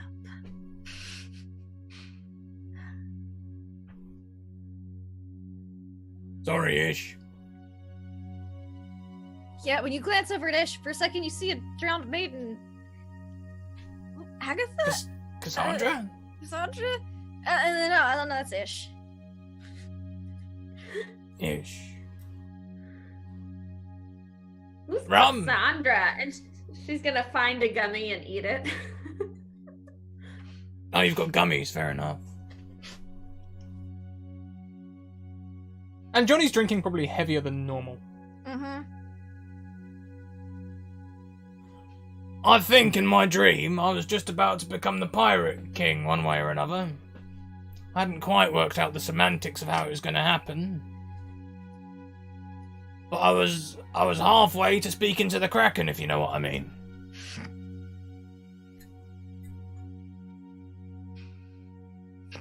Pirates I mean, have I was things? going to go and speak to The the Kraken. Kraken? Yeah, the Kraken. It's just gonna lean over to Junkar. What's a kraken?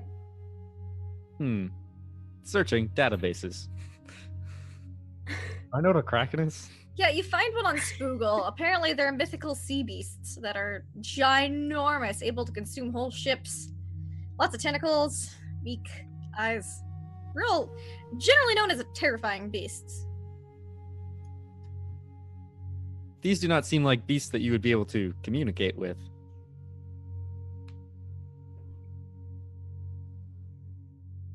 Have you got a list of languages on Spoogle? Yes. What you got? Well, under Kraken, it seems to say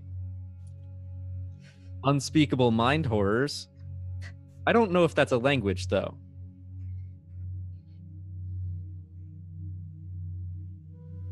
I kind of hoped they spoke primordial. That was the only shot in my dream.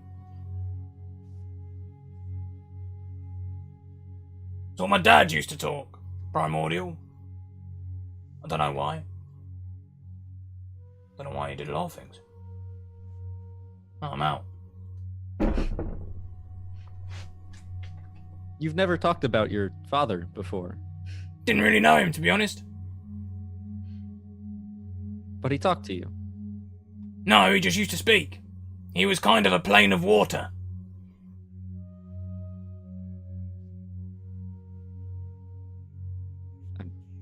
Checking Spoogle silently in the background. How water genasi are born. Apparently, water genasi are born with one type of humanoid. Lily loves a genie, water djinn, and they have a baby. That's a strange way to describe a genie. Yeah. Yeah. Ish does not normally drink, but at this point she's poured herself a drink because we're talking about a lot of things really early in the morning that she does not understand. Mm-hmm. Did I ever tell you about my siblings? I didn't know you had siblings. Well, I don't have any brothers, but I have plenty of trans sisters.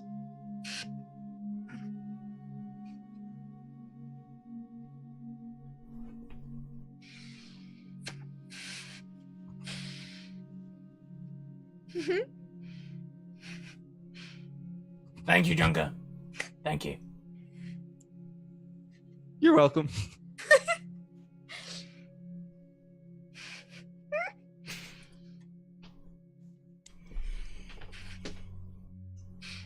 Are we still on low power trying to avoid that ship?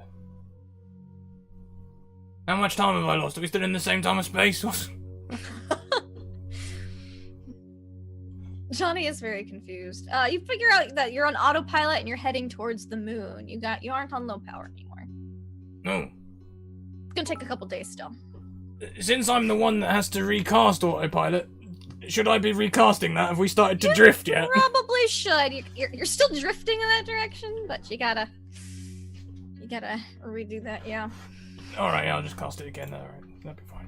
Thank you very much for the donation there for another pun. You get a reroll this time, Junker. Great.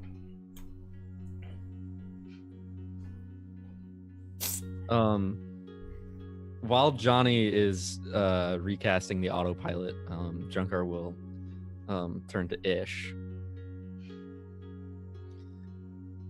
Ish, Yes, Junkar. do you think I ask too many questions? No, not at all. She's gonna find another gummy to eat out of her hair. Uh-huh. That's good to hear. The captain was saying that I ask too many questions, and I don't want to continue to bother her.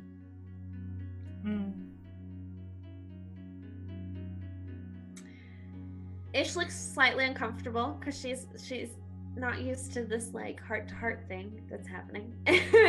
And she is going to say, wait here. And she's gonna go get her pizza. And she's gonna bring it back to the bar. And she's just gonna like casually like scoot it over to Junkar. Is everyone alright? My rabbit. is Okay, waiting right, for- good.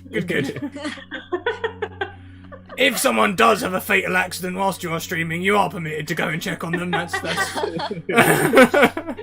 She'll be fine, I'm sure. She's a mess. But she'll look at Junkar and be like, I'll talk to Captain. You just eat the pizza.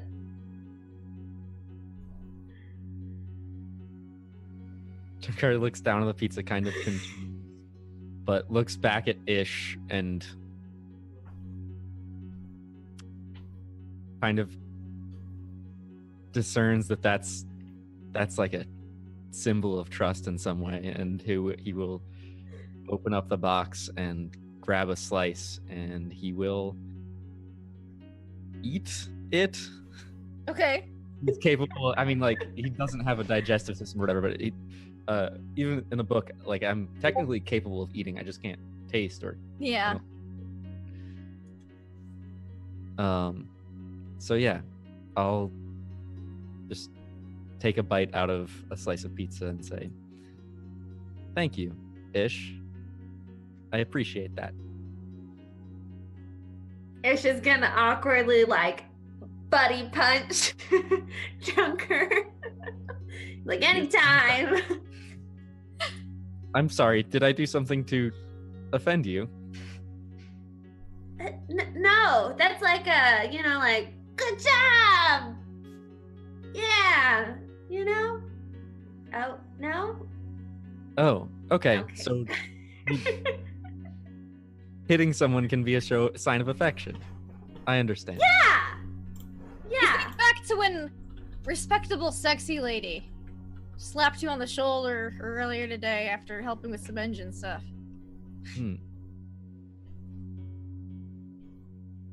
Perhaps respectable sexy lady Welcome has to the affection for Academy. me. Please take your seats.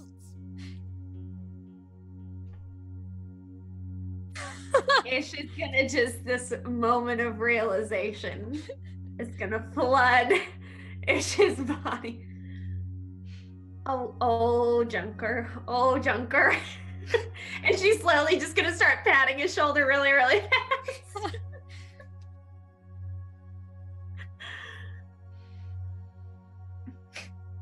And I think with that, sharing a pizza and oh, Junker, and Johnny having a slight crisis, drinking heavily, we're gonna go to the next night, where everyone's asleep and or charging again, and this time, Ish, you have a dream. Why don't you describe your home world for us, Ish? So, my home world is very, we're not technologically advanced, but we're also not like Stone Age, if that makes sense. So we don't have, we know what spaceships are, we know what technology is, but it's not something that's commonly found. So almost, the best way I can explain it is like, it's almost like an Amish-based world, but not necessarily with, just in the fact that they don't really use technology at all. They're in the same time period as everybody else, but they just don't use that. And so it's very dusty. It's very red dust everywhere. Okay. Definitely like sand dunes and things like that. Lots of very hard workers. I imagine they have farms, but they're not like traditional farms in the sense of like these green fields. They're more like, they're harder to cultivate and they're not always as green as everything else and things like that. We do have a spaceport, but we only have one, and very rarely do ships come. Okay. And what did Ish do on that planet? So Ish, she grew up with all boys. And so she very much was one of the boys and did all of the grunt work with them on the farms. And like her mom really wanted her to like learn how to do house stuff, but she was just never interested. And so her mom was just kind of like, yeah, whatever, like live your life, go do whatever your brothers are doing. And so very much farmed. She farmed. She likes digging and hitting things and building things and all the things. Okay. So you're doing some basic farm stuff. Tell me about two of your brothers. So Ish is the youngest, so all of her brothers are older. What do you want me to tell you about them? Like what they looked like? Yeah, like you're just doing normal farm stuff with them, and two of them are kind of with you. This is probably the day you leave the planet. You sneak off onto that ship. And for some reason, in this dream you have, one of them looks a lot like Johnny, and the other one kind of looks a little like Junkar. It's weird. Dreams are weird sometimes. I feel like Ish like recognizes this, and then just kind of like goes along with what they're doing, and still like farming. She's not gonna say anything about them looking familiar. Mm-hmm. What are these two brothers' names, and which one looks more like who? Oh, I gotta name them. One is gonna be. I'm trying to think of weird names. One is going to be Quill. Okay. And that's gonna be the one that looks more like Johnny. Okay. And the other is gonna be. I don't even know. I'm drawing a blank. So Ish, Quill, I'm getting a lot of one-syllable names. Maybe something like Star. All of me wants to say Steve, but Steve. It could be Steve. Ish, Quill, and Steve. Quill and Steve. They had one kid that they named a normal name, just one. Yeah. And it was But Steve. to them, it was like a foreign name. It's like, oh man, we got this real outlandish name for this kid.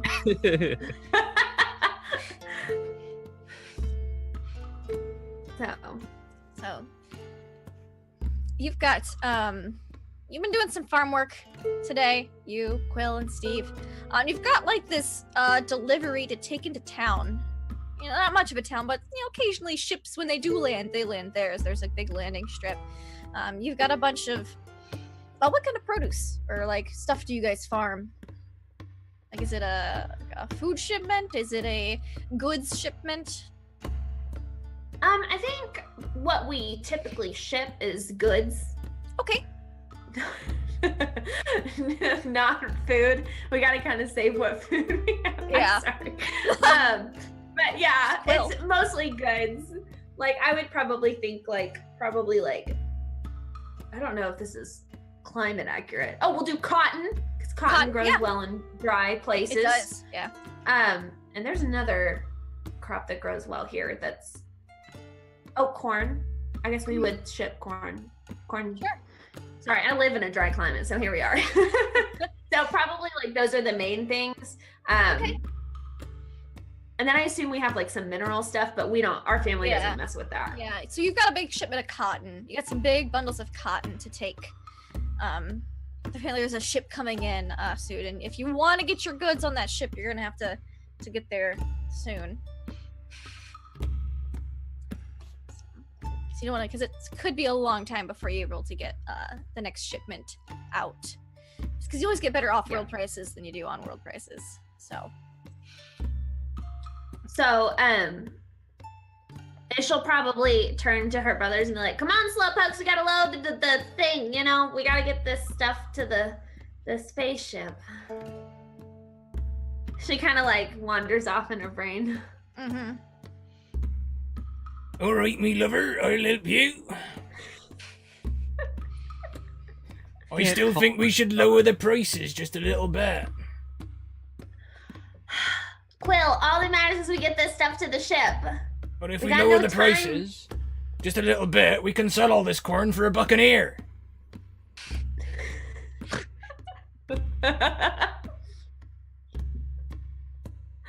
Ooh, Quill, and it's just gonna immediately just start like doing the grunt work because she's ready to go. Yeah. I'll grab a barrel.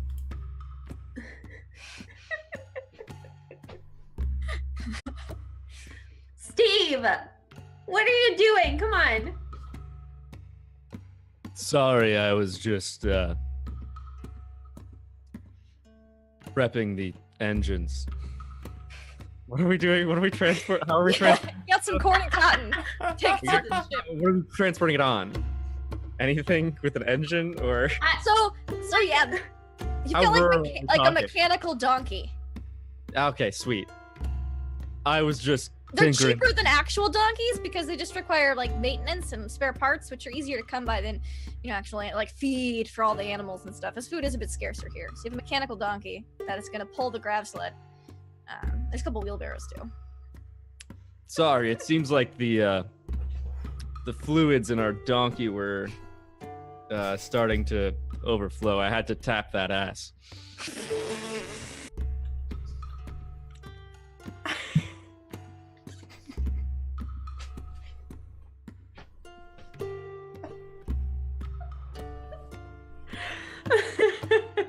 Okay.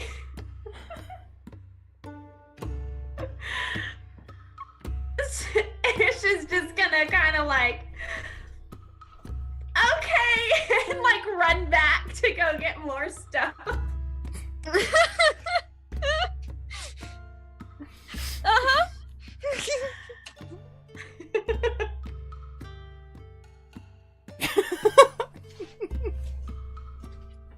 That one got me good.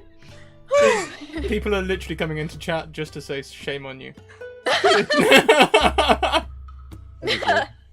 Fine. That's beautiful. Alright. Whew. Got like a little high-headed from that one. I was laughing so hard. Oxygen. Alright. So you kind of run back over to, the barn where you're keeping a lot of cotton bales. And your mom is in there. Alright, dear, you gotta be taking this cotton on down to the spaceship. They only come once every 2 months. I know. And you I better not be know. idling that spaceship for too long, dearie. You belong here on the farm. Yeah. I love the farm. The farm is great. Anyways, I gotta go, Mom. Bye. Alright. You've got to... And she's gonna she hands it to you and she kind of holds on for a minute.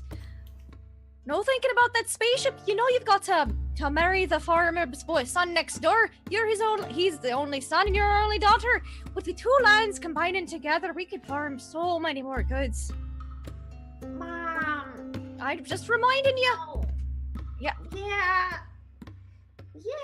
It's not for a season or two yet still, but don't be getting all spacey headed up there. Yes, ma'am. And she's like continuing to struggle to get this thing away from her mom. Yes, ma'am. She says, all right, now, you and your brothers take the shipment off and hurry back then. Okay, bye. And she's gonna grab it and run to the cart. and throw it in there and then just sit on the edge of the cart and just like, ugh. Mom drives me crazy. She was telling me last week. She was telling me what? last week that I've got to get off planet and find a job. Why do I have to be the one and marry the neighbor? I mean, there are plenty eligible people in our family that could marry the neighbor, and it has to be me. I mean, Well, it's prearranged, isn't it? It's what's expected of him. It is what's expected. Come on, let's just go. If we get there early enough, they might let us on board to see like the inside of the ship. Why bother? Quill! All right, Listen. it ain't got nothing to do with fields or corn, has it? No, but it's so cool and shiny, and it's just this one thing that you have to do for me. Do it as a wedding gift. An early wedding gift. Yep, Do it- you have is to it- go now. It's an early wedding About gift. 10 Sorry, years Quill. old. It's quite early. Quill, let her have it. We're All right. done working for the day anyways, once this is done. No reason not to let her have some fun. You're quite right, and the sooner we get finished, though, the sooner we can get our eyes on the scrumpy.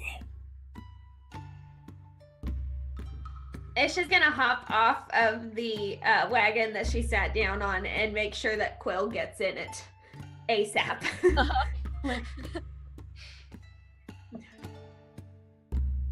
Come on. All right. I'm coming. Right. So, with Ish's urging, you guys head towards town. You see that the spaceship hasn't arrived yet, but there are several people waiting with their grav sleds and their mechanical animals of some type. A couple of them have real animals. One of the people who has actual animals as kind of like a sign of wealth is your next door neighbor. You see that he's got 2 ox pulling his grav sled. And what's your next door neighbor's son's name? Oh, Trevor. Trevor. He's a weirdo. He Is is this the one I have to marry? This is the one you have to marry. What Ish is likes a man with an intriguing name. Uh-huh. Trevor's a little lame for her. I'm sorry for anybody named Trevor. It's on me. Sorry.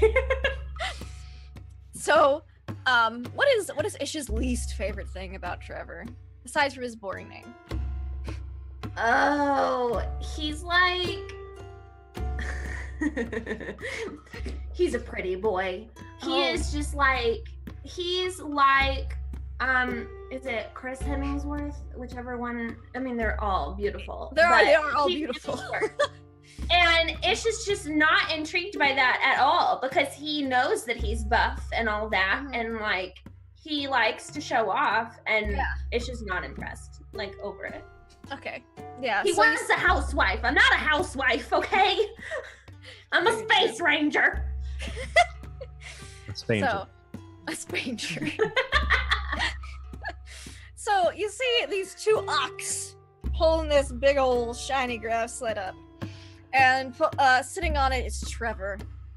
He's got his hair kind of pulled back into a low ponytail because of the ride over. He doesn't want to get in his face, but as soon as he stops at the port, pulls on the reins, and the oxen kind of stop.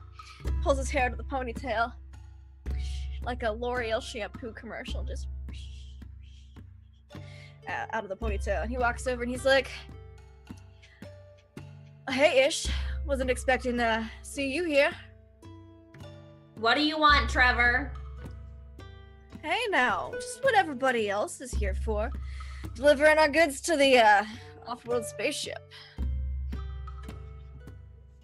Yeah, whatever. And and she's just not gonna look at him. She's very annoyed. Hello, Trevor. Oh, hey there, Quill. How you doing? I'm doing just wonderful. You bringing up parsnips? Yeah, I got some of those. I got the... Wait, And looking towards Ish. what a successful farm you've got! You'd really be able to look after a person, won't you? You know, that's It's just the gonna plan. it's just gonna stomp on Quill's toes. She's not having it. Alright. Ouch. Anyway, you kids have fun. Oh, let's see, Steve's here too. Hey, Steve. How are you doing? Doing just fine, Trevor. Good to hear. Glad your family's doing so well-ish. Yeah, they're spectacular, and yeah. See, you still have your man bun ponytail thing. Oh yeah, been growing it out. You know, I think it looks kind of nice. What do you think? I think you should shave it off. Personal opinion. I mean, it's a bit much. Well, I know it is magnificent, but you get used to it after a while. Ish is going to randomly go, "Oh my gosh, look over there!" and point at his wagon. He's And kind as soon as of nonchalantly looks behind him. and she is gonna jump off the cart and hide behind it. Give me a stealth check. Oh, please. I'll throw some extra distraction in there if I can give her advantage. No, she doesn't. Yeah, need it. sure. Yeah, she doesn't need help to hide from Trevor. She's been doing it practically her whole life.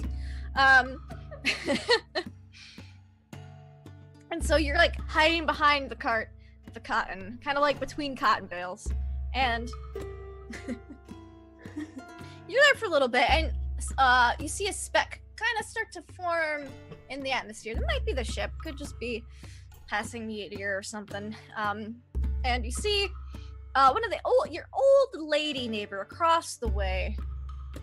She's a widow, doesn't have any kids, but you're very nice. She bakes you guys like lemon bars, as she's actually been able to successfully grow citrus out here. She won't tell anyone her secret, but she brings lemon bars by the house from time to time. And she kind of goes, "Oops, it looks like they dropped me walking staff here." And she bends over and kind of crouches next to you. Please don't. Let me get that for you. She gives you a little wink. Steve. And she goes, "Oh, it's all right there, dearie. I think I've got it." And she kind of bends down and kind of gets between the cotton bales a little bit. She goes, "How are you doing, dearie?" To Ish. Oh, I'm great. Do you have any lemon bars today? "Oh, it just so happens I've got a spot better." And she reaches into her pocket. She pulls out some lemon candy. I thought you were gonna say pizza. Lemon pizza. Not quite. So she'll take the candy and like, "Thank you," and like very loudly uncrinkle the wrapper, like stick it in her mouth, and just throw it behind her. Little paper wrapper flutters behind you. Just, Steve will pick up the wrapper, put it in his pocket. "No, dearie. I see you've been avoiding Trevor a bit there. You're not interested in the boy." No, he's weird. I mean, nobody's that attractive. Well, at least not to themselves, typically, but he's a bit of a big head, that one. Maybe you can talk my mom and dad out of not making me marry him. Oh, your mother and father are very stubborn people. I don't think I'd be able to talk them out of anything. But, and she kind of leans in conspiratorially, "I know there's a ship coming this way, and it doesn't happen too often, and who knows, we might not get another one coming for the next season or two.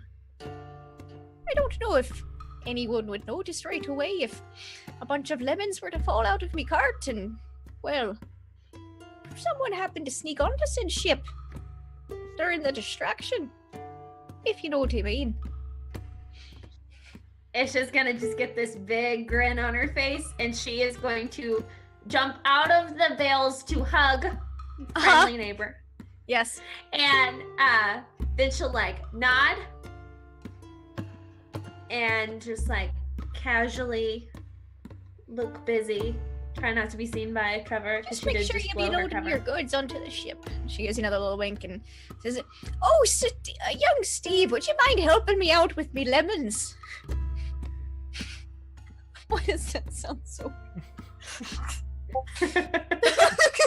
They make your lips curl back, I've heard. I suppose I can give you some lemonade.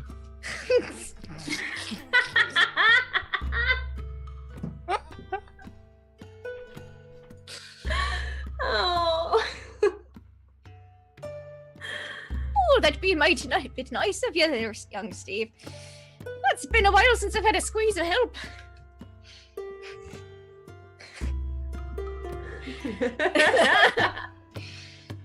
And she'll kind of like start, unhitching.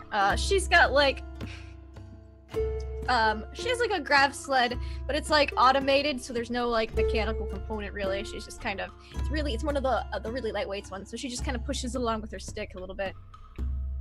And, she's kind of flicking some switches on it. We just need to be getting these crates of lemons off of here when the ship lands. Oh, there it comes now. And you see, descending through the atmosphere, large cargo ship. Looks to be of human design. Pretty standard, pretty average. What you typically get in this area when ships do come. The doors open, and the captain walks out. Hello there! Alright, we are going to be loading up all of these goods, so please fill out your requisition forms right here in a nice orderly line. Whoever's in charge and the rest of you lot be loading them up board. There's plenty of space, just put them each in a separate cargo bin so we know whose requisitions are what. Form a line. Come on. And typically the oldest person in the group is the one who fills out the requisition forms. So, Quill, this would be you. You'd be the person filling out the requisition form to get the goods off-world and get your payment. This would mean Steve and Ish are the ones loading your cotton and corn into the cargo crate. As we're like going back and forth and loading, I'll just say to Ish, Ish, you don't have to fall in love with him.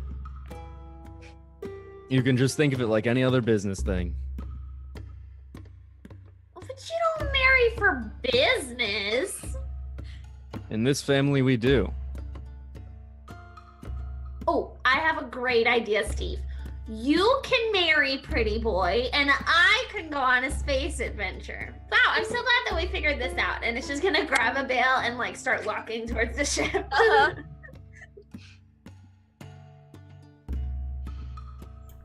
I know it's not what you want, but it's what's best. If you do end up leaving, we'll miss you. She's just gonna punch him, like casually, like a love. Yeah, punch. like a brother punch. Yeah. Yeah. And then You she's gonna. punch him as a sign of affection. Yeah. And so, you load up most of the corn and the cotton. Mrs. Crabapple, that's her name. She's across the ways. She's much slower in offloading her lemons. She had to fill out the requisition form first. She didn't have anyone to help her unload. She was first in line though, so she got the requisition filled out first.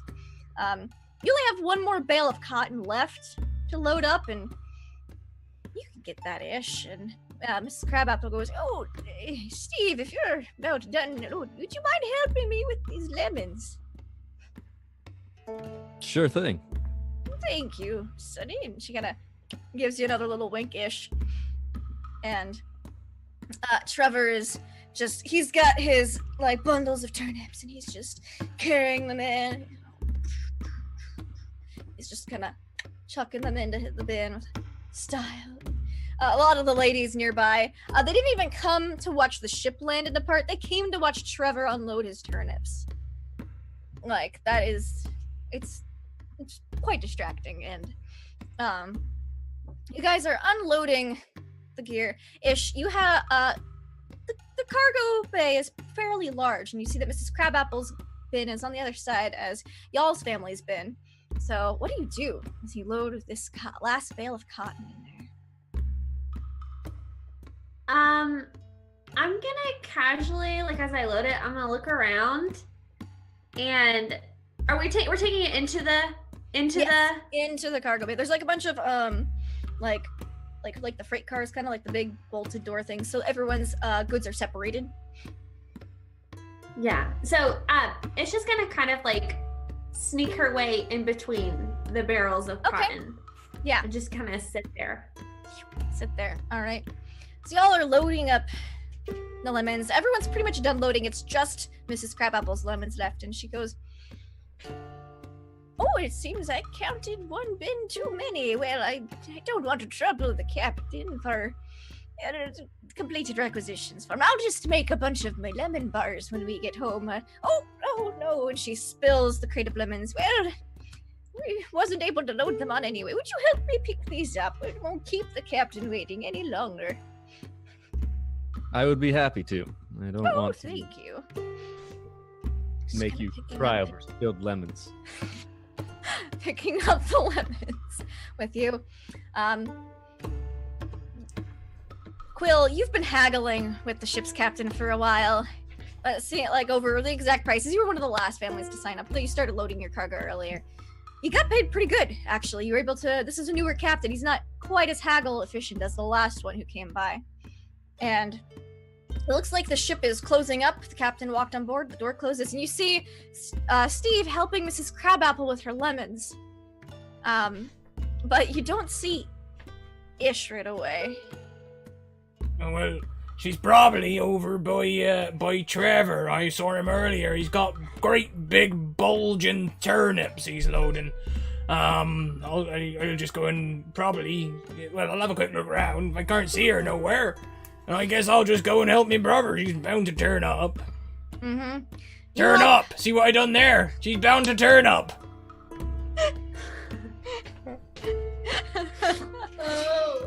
Oh man, this is great. So you help pick up the last of Miss Crabapple's lemons just as the spaceship is taking off from port. And Trevor is going, no, I must return back to my farmstead. Don't worry. I've got a good price for those turnips. You all take care now. And he leaves, and you don't see Ish anywhere. She's gone. You don't see her in the crowd. You don't see her hiding in Trevor's wagon. You don't see her anywhere.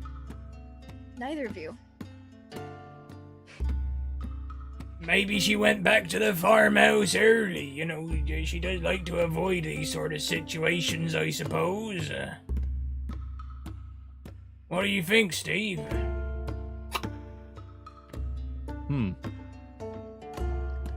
I mean, she wanted to stay on the ship a little bit longer. Maybe when she left, she went back to talk to Miss Crabapple.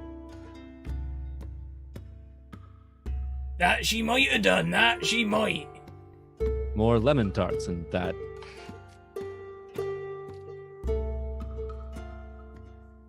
Right. So Go to Miss Crabapple, I guess.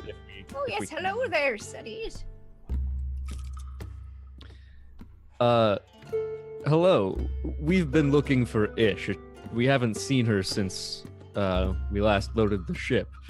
We were thinking that maybe she would have come back to you for some more sweet lemon treats. Oh, I haven't seen the girl, but I did find this note kind of tucked in between some of my lemons, and shall hand you guys a note.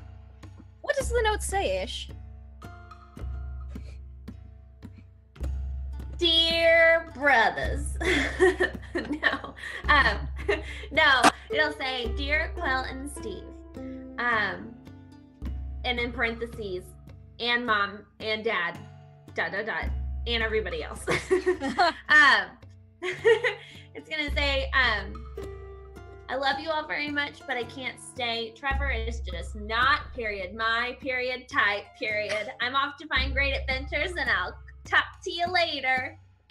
Hoping, and then it says, P.S. Hopefully I'll be back for Christmas. Love it. Heart. And so that's what note your brothers find and gets sent back on the ship. Ish. You wait there a while and then you get really hungry. You've actually fallen asleep kind of between like waiting and waiting. You wake up, you're so hungry, and this amazing smell hits your nose. You've not smelled this smell before. It smells hearty and delicious and a little greasy. Oh, oh, deja vu. Ish is going to army crawl Okay. out of the bundle. You army crawl. Trying to be stealthy. Yeah, give me a stealth check. Oh my goodness gracious. Stealth check. Oh, I can never find it when I need it. Never. 11. So you're army crawling. You're making a decent bit of noises. You've not really army crawled a whole lot before, but you know that's what stealthy people do because you've seen it in like the few films you've seen. And you're crawling, and then you suddenly see feet, and you look up, and there's the captain of the ship holding a cardboard box and eating something that smells delicious.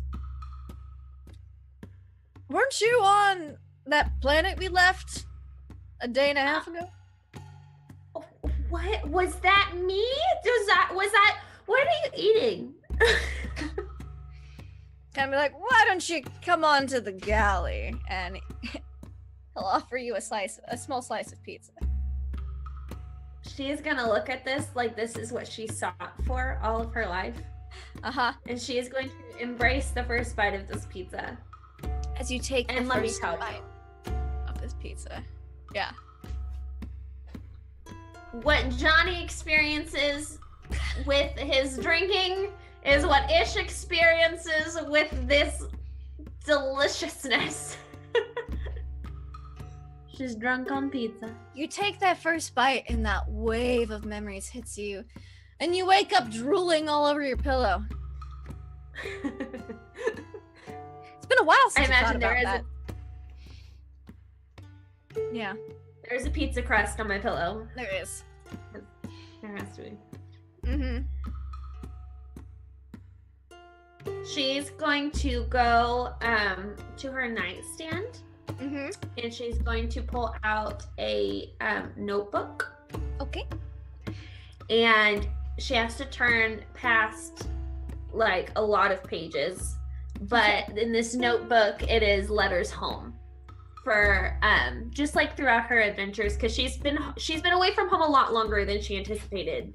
She hasn't really found a way to get past Christmas. Yeah.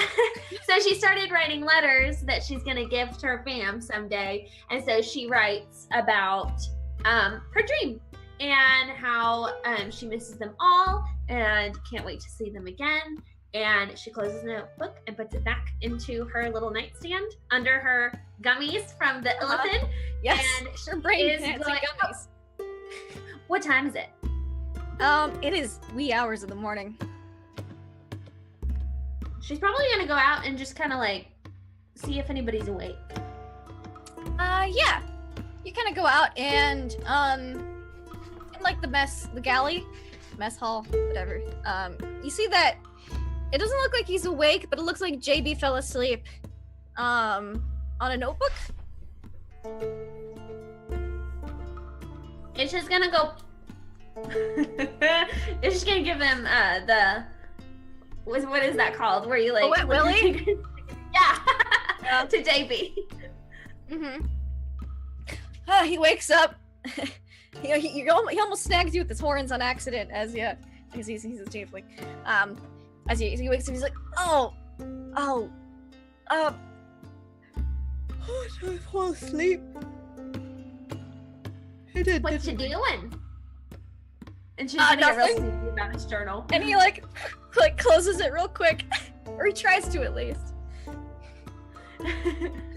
Can I do like a dex check to see if I can catch it before it closes it? Certainly can. Give me that dex check. Ooh, nice.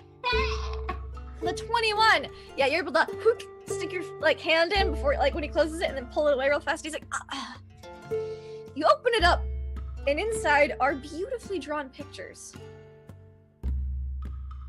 It looks like you don't recognize, like, there's drawings of people. They don't have any names next to them, just numbers. And like you kind of flip through the page that it was open to. It was a picture of the completely legitimate, and there's like some pizza sketches, like in the margins, kind of. But you flip through, and there's pictures of people, numbers next to them, almost like a barcode. You see, there's a couple pictures of different planets, like beautiful landscapes and scenery, some interesting looking animals. They're very good sketches. She's gonna look at him and say, "What's all this?" It's nothing really. I just doodle sometimes a little bit. It takes my mind off things. Just, it's really nothing. Yeah. Why do they all have numbers? Oh, At those. this point, she's like turning it upside down to see if you get a different perspective. Oh, the portraits with numbers. They were fellow people at the orphanage I was at. We didn't have names. If you've been there long enough, just serial number. She's gonna quickly close the book, hand it to JB, say, "Want to go get some pizza?" Yeah, I'd like that a lot, actually. Yeah, let's do that. Okay. Kind of stuffs the notebook into like he's kind of like a side pouch. It's kind of shaped like a messenger bag, but it's like kind of built into his clothing, like a sash, like a tie. He kind of just tucks it into there real quick, and it's like, pizza, yes, let's do that. You guys are able to eat some good greasy pizza from your stash.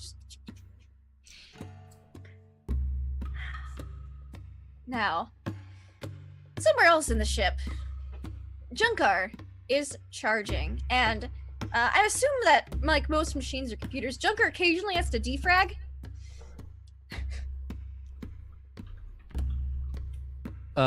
Yeah. So, Junkar has been processing kind of the like attitude of the crew and still thinking about what the captain said a little bit. And so Junkar is actually going to use one of his abilities of reconfigurability score, where he's going to basically change some of his stats and increase his wisdom so that he can maybe have a easier time understanding things and the subtlety of speech. In doing so, he has to basically like completely reboot and like his processors are for some time. Yeah, I gotta reboot. You can do that, like the defrag, like updates, even if they're available. More like a defrag, because you gotta, like, because you want to make sure there's no file duplicates and like stuff, because then it can cause glitches and errors. So while you're defragging, you're in that defrag reboot cycle. Your memory banks kind of go back to a time, a very tumultuous time in your life when you had, when you were working at a junkyard. A dwarven junkyard, and you had fellow Vect with you there. However, you all just realized that you were Vect, and the revolt happened, things happened, and then memory file organized. And it fast forwards about 20, 30 years to when you and what was your dwarf friend's name again? It was Boldrick. Boldrick. You and Boldrick kind of opened up your own kind of little scrapyard thing. And you had a couple other people working there, as it was fairly profitable. Who were these other two business partners that you and Boldrick had?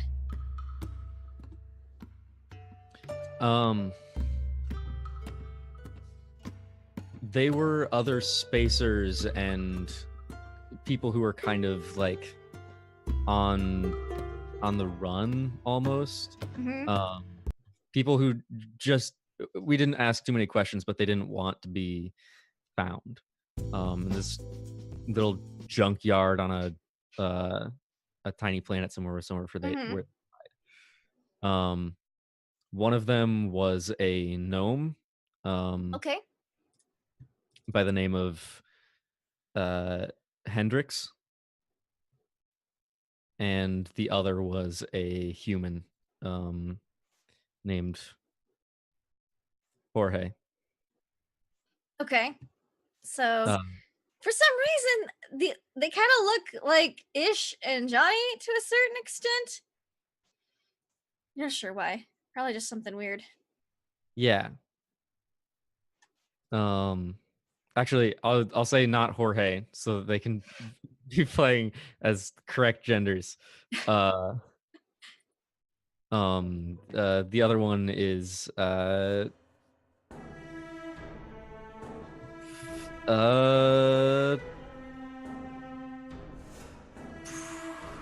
I'm blanking on literally any names. Yes. You can keep it as Jorge if you want to. Georgina, sure. Georgina. That's the Georgina. version of that. Georgina. All right. So, everyone, we are at 20 retweets, which means we've got 2 minor magical items. I realised I did not notify us when we hit 10. All right.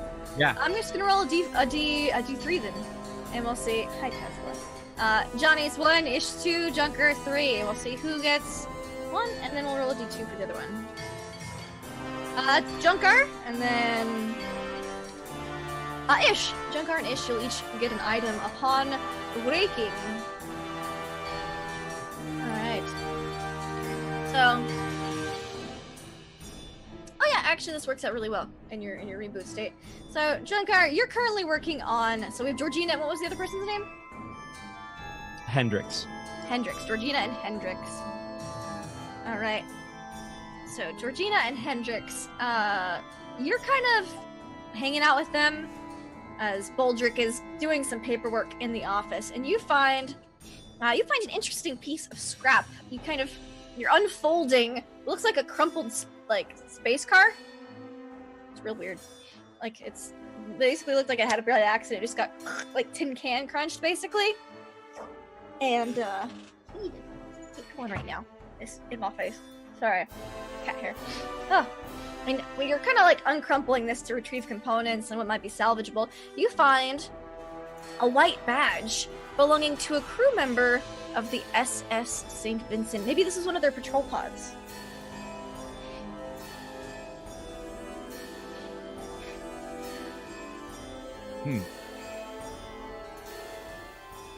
And can I have Georgina roll me a 1d100 to see what she finds in this scrap search?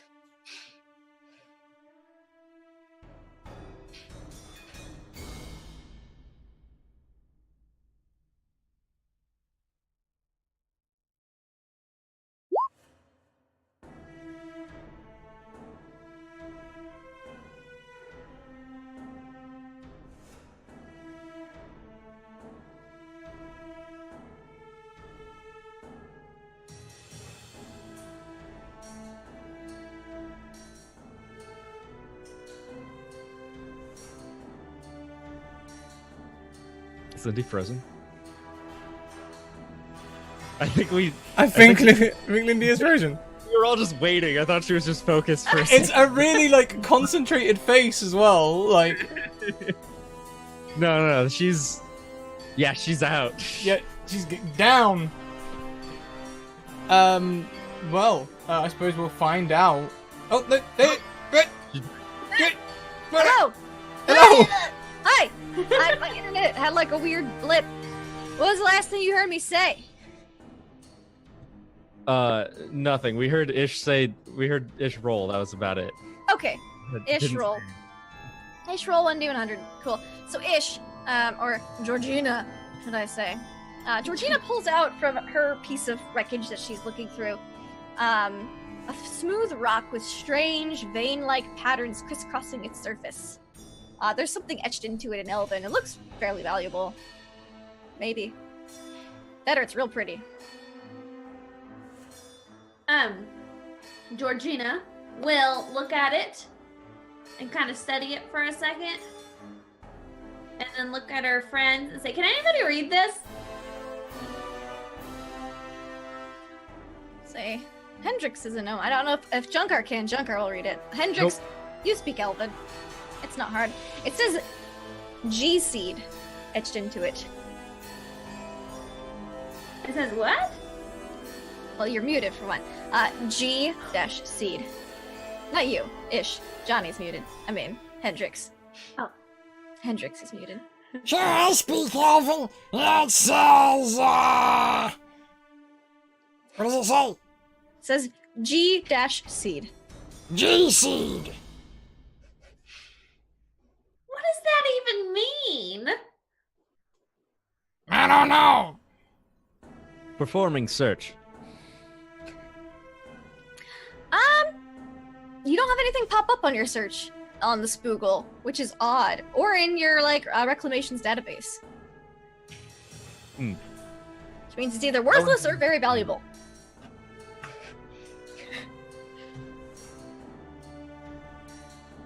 Strange. It appears that there's no information on this. But it appears quite valuable.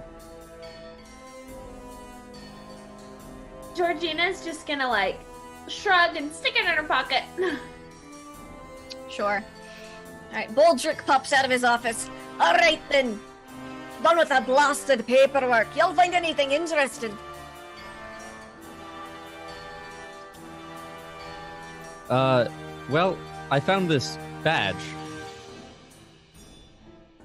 It appears it was in some of the scrap. SS. Oh. I St. don't- Vincent. Yeah, Vincent. Interesting. I'd keep a hold of that junker. Could prove valuable. If you ever run into them, you probably appreciate either the flashing of a badge and you can impersonate one of them, or returning it, as they generally like to keep a good tally on those. I'll consider returning it. I don't think I would be quite good at impersonating one of them. You probably wouldn't, but you're great at telling jokes. I bet you'd be great friends with it if you met any of them. I only learned from you. Ah. He just kind of blows you off, and he kind of opens up one of your compartments. I'll just be sticking it in here for safekeeping. He kind of opens it up, kind of slides the badge in next to a slot of RAM, closes it back up, screws it back in. There you go. Now you won't be losing it. Thank you. No problem at all, Junker. Now, what scrap have we got to look at today? What kind of typical scrap did you guys get into the junkyard? What was y'all's scrap specialty? I didn't go for the ordinary scrap, but I think I might have found a niche market material. I found a whole bunch of hats. I found tons of hats. I found them everywhere. There's a cart full of hats. Hats, you say? It's not our typical job, but I guess... I think of the right buyer. Perhaps. We'll definitely hold on to them. No harm in having a good hat. Yes, it appears that among the standard military vessels that we were able to recover some scrap from, there were some civilian or perhaps diplomatic envoy ships as well. Aye, perhaps. Alright, well, let's get to work. And you see he's kind of just digging into these big piles of scrap. And, customer pulls in. Not your typical, usually you get kind of lower end clientele. This is a nice orcish vessel pulling in. Wow, the words nice and orcish vessel aren't typically the two you'd put together, but this one appears to be well constructed, not rusty, well maintained. And you see that a very young orc in a suit with a monocle walks out. Evil guy. Evil guy. Hello. How may I help you? Yes, hello. I was wondering, what kind of scrap do you have for sale today? in the market for power sources, weapons, whatever you might have on hand. Oh, and that's a lovely pile of hats you have there, by the way.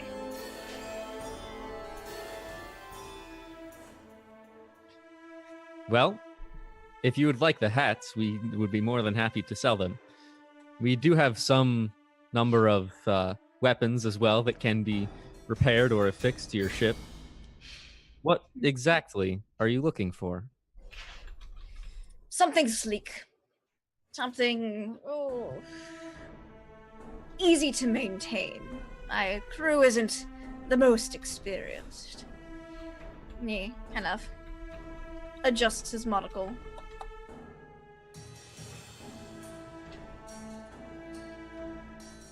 Do you mind if I ask what you are looking, what you need this weapon for? Defense, mostly.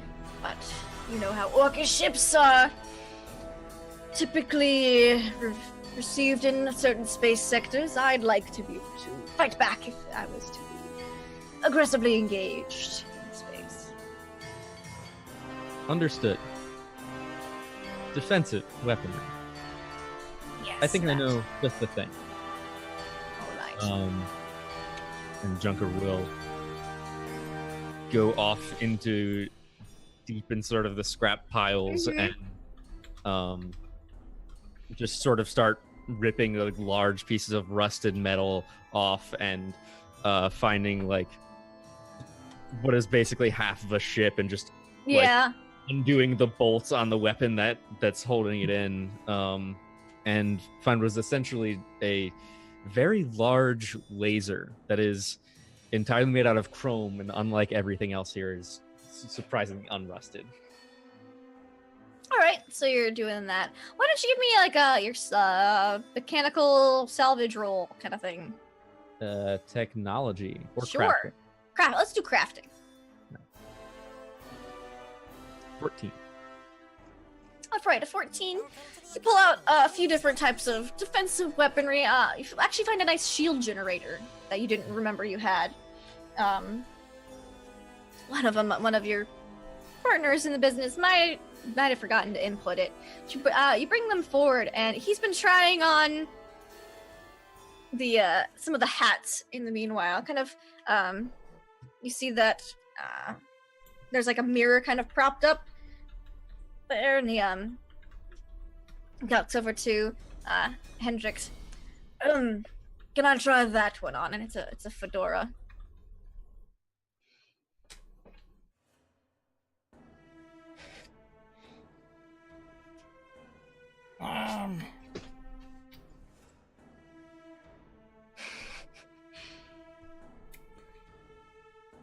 Sure, I guess. Alright, you hand it to him, and as you kind of walk over Junker with the stuff. Junker, he's evil. The monocle's evil. Have you ever seen a person with evil? And your friend on the other side, Boldrick, he kind of elbows you and he goes, "Hey, what do you call a young working hat like that?" I don't know. What? Fedorable. That is a good one. Thank ya. Alright, looks like Junker's brought over some of the good parts, eh? And he kind of takes the fedora off and he's like, "I don't think this one's for me. Thank you, though." And he kind of looks through it. He actually says, "How much for the shield generator?" Shield generator would run you about 1,500 credits. 1,500? Kind of looks it over. That seems fair. How would you prefer to be paid? Actual credits? Or other payment materials accepted? Credits are preferred. Although Right. it will cost extra if you would like the serial number removed. You That's don't all seem right. like the sort who wants too much attention. Well, I am trying to lay low for now. But in my current state, I believe that will... Hi, Tesla. He picks up a cat and begins stroking it. You don't know sure where it came from. But it's not reassuring you, Hendrix. Georgina, you just think it's a cute cat. So, since when has stroking a cat ever made anyone feel like someone was less evil? Like, that's a very evil thing to do. The monocle is wrong, I'm telling you, it's evil. Looking at the side of his ship, is there like a name on it? Yes, it is. It's called the Gentleman. Fuck. Yeah,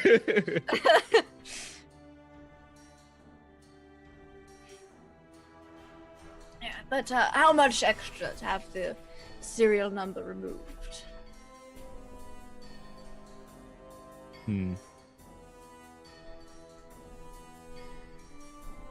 Another 500 credits. And your monocle. My friend seems to have taken an interest to it. Do you look over at Hendrix when you say that? Thank you. How does Hendrix respond? I have to get rid of the cat problem. Just digging into stuff. Sorry. Yeah, how does Hendrix being called out is well. I can't quite give up the monocle, you see. I have a bad eye, and I need it to see. I can craft you a new pair of glasses if you would like. It would be more effective than a single eye. I only have one bad eye. My other eye is perfectly fine.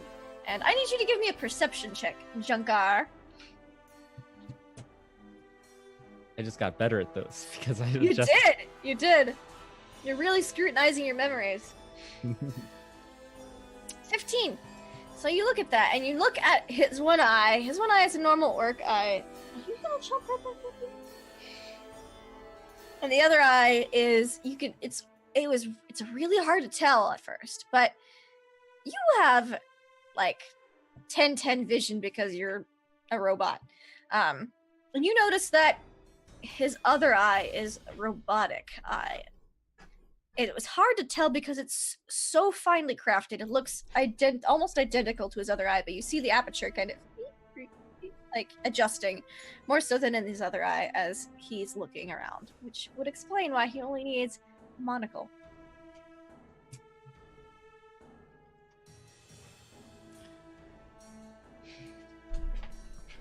I have one more request.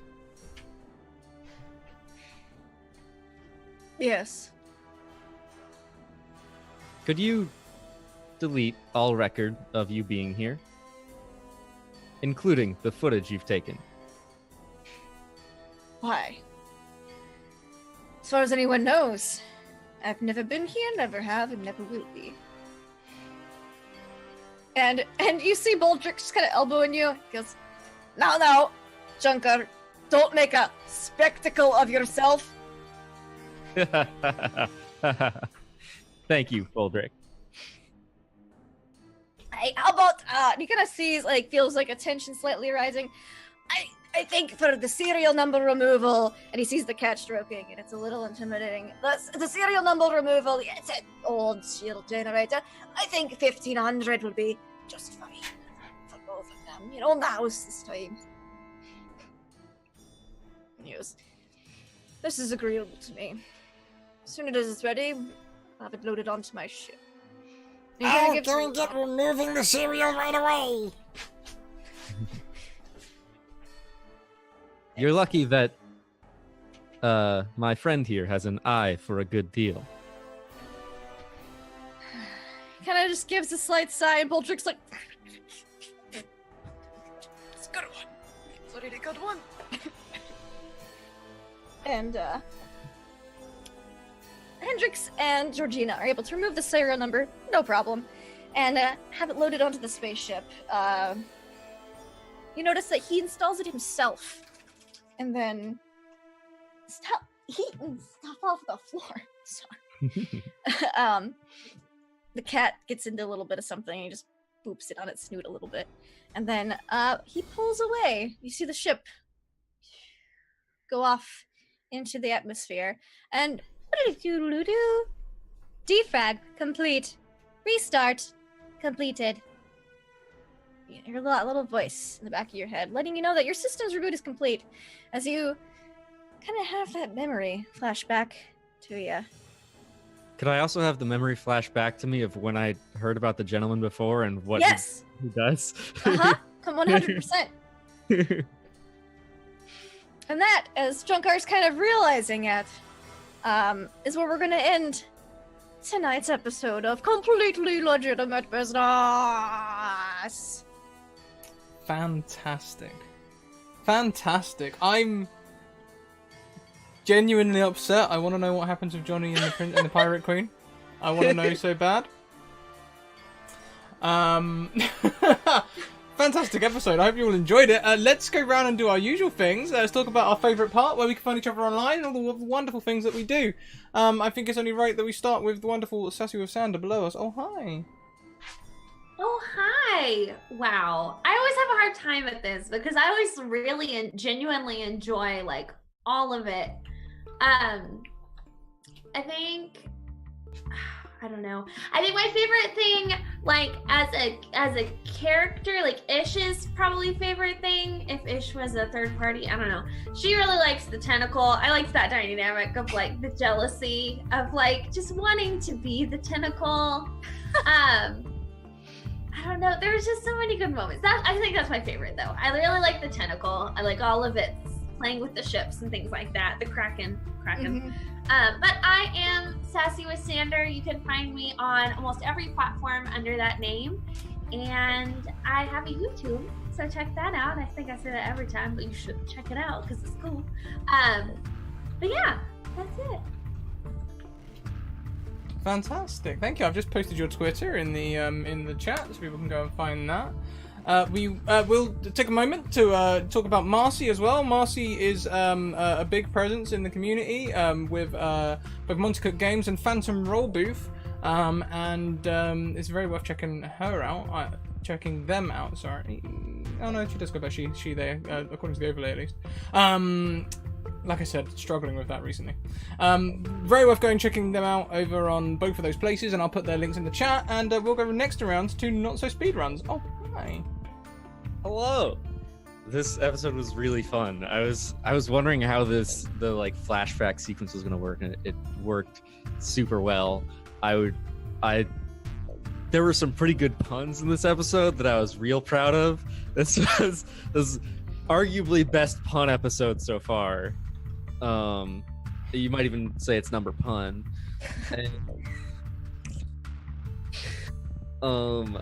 Yeah, it was a lot of fun. I had a lot of fun in Johnny's backstory of just like there was like a lot going on there.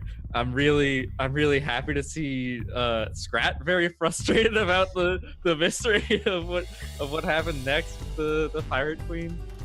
And a glimpse into what Johnny's character was before. And same with Ish, like going back to her home and seeing like her family situation and everything was like that was super nice. And getting to like just assume the roles of like her brothers and stuff was cool. So yeah, thank you for doing all that, pulling that together on such a short notice, and also for playing Monster Prom with me earlier. Speaking of which, you can follow me on places as Not So Speedruns, where I stream games sometimes, like Monster Prom with Lindy.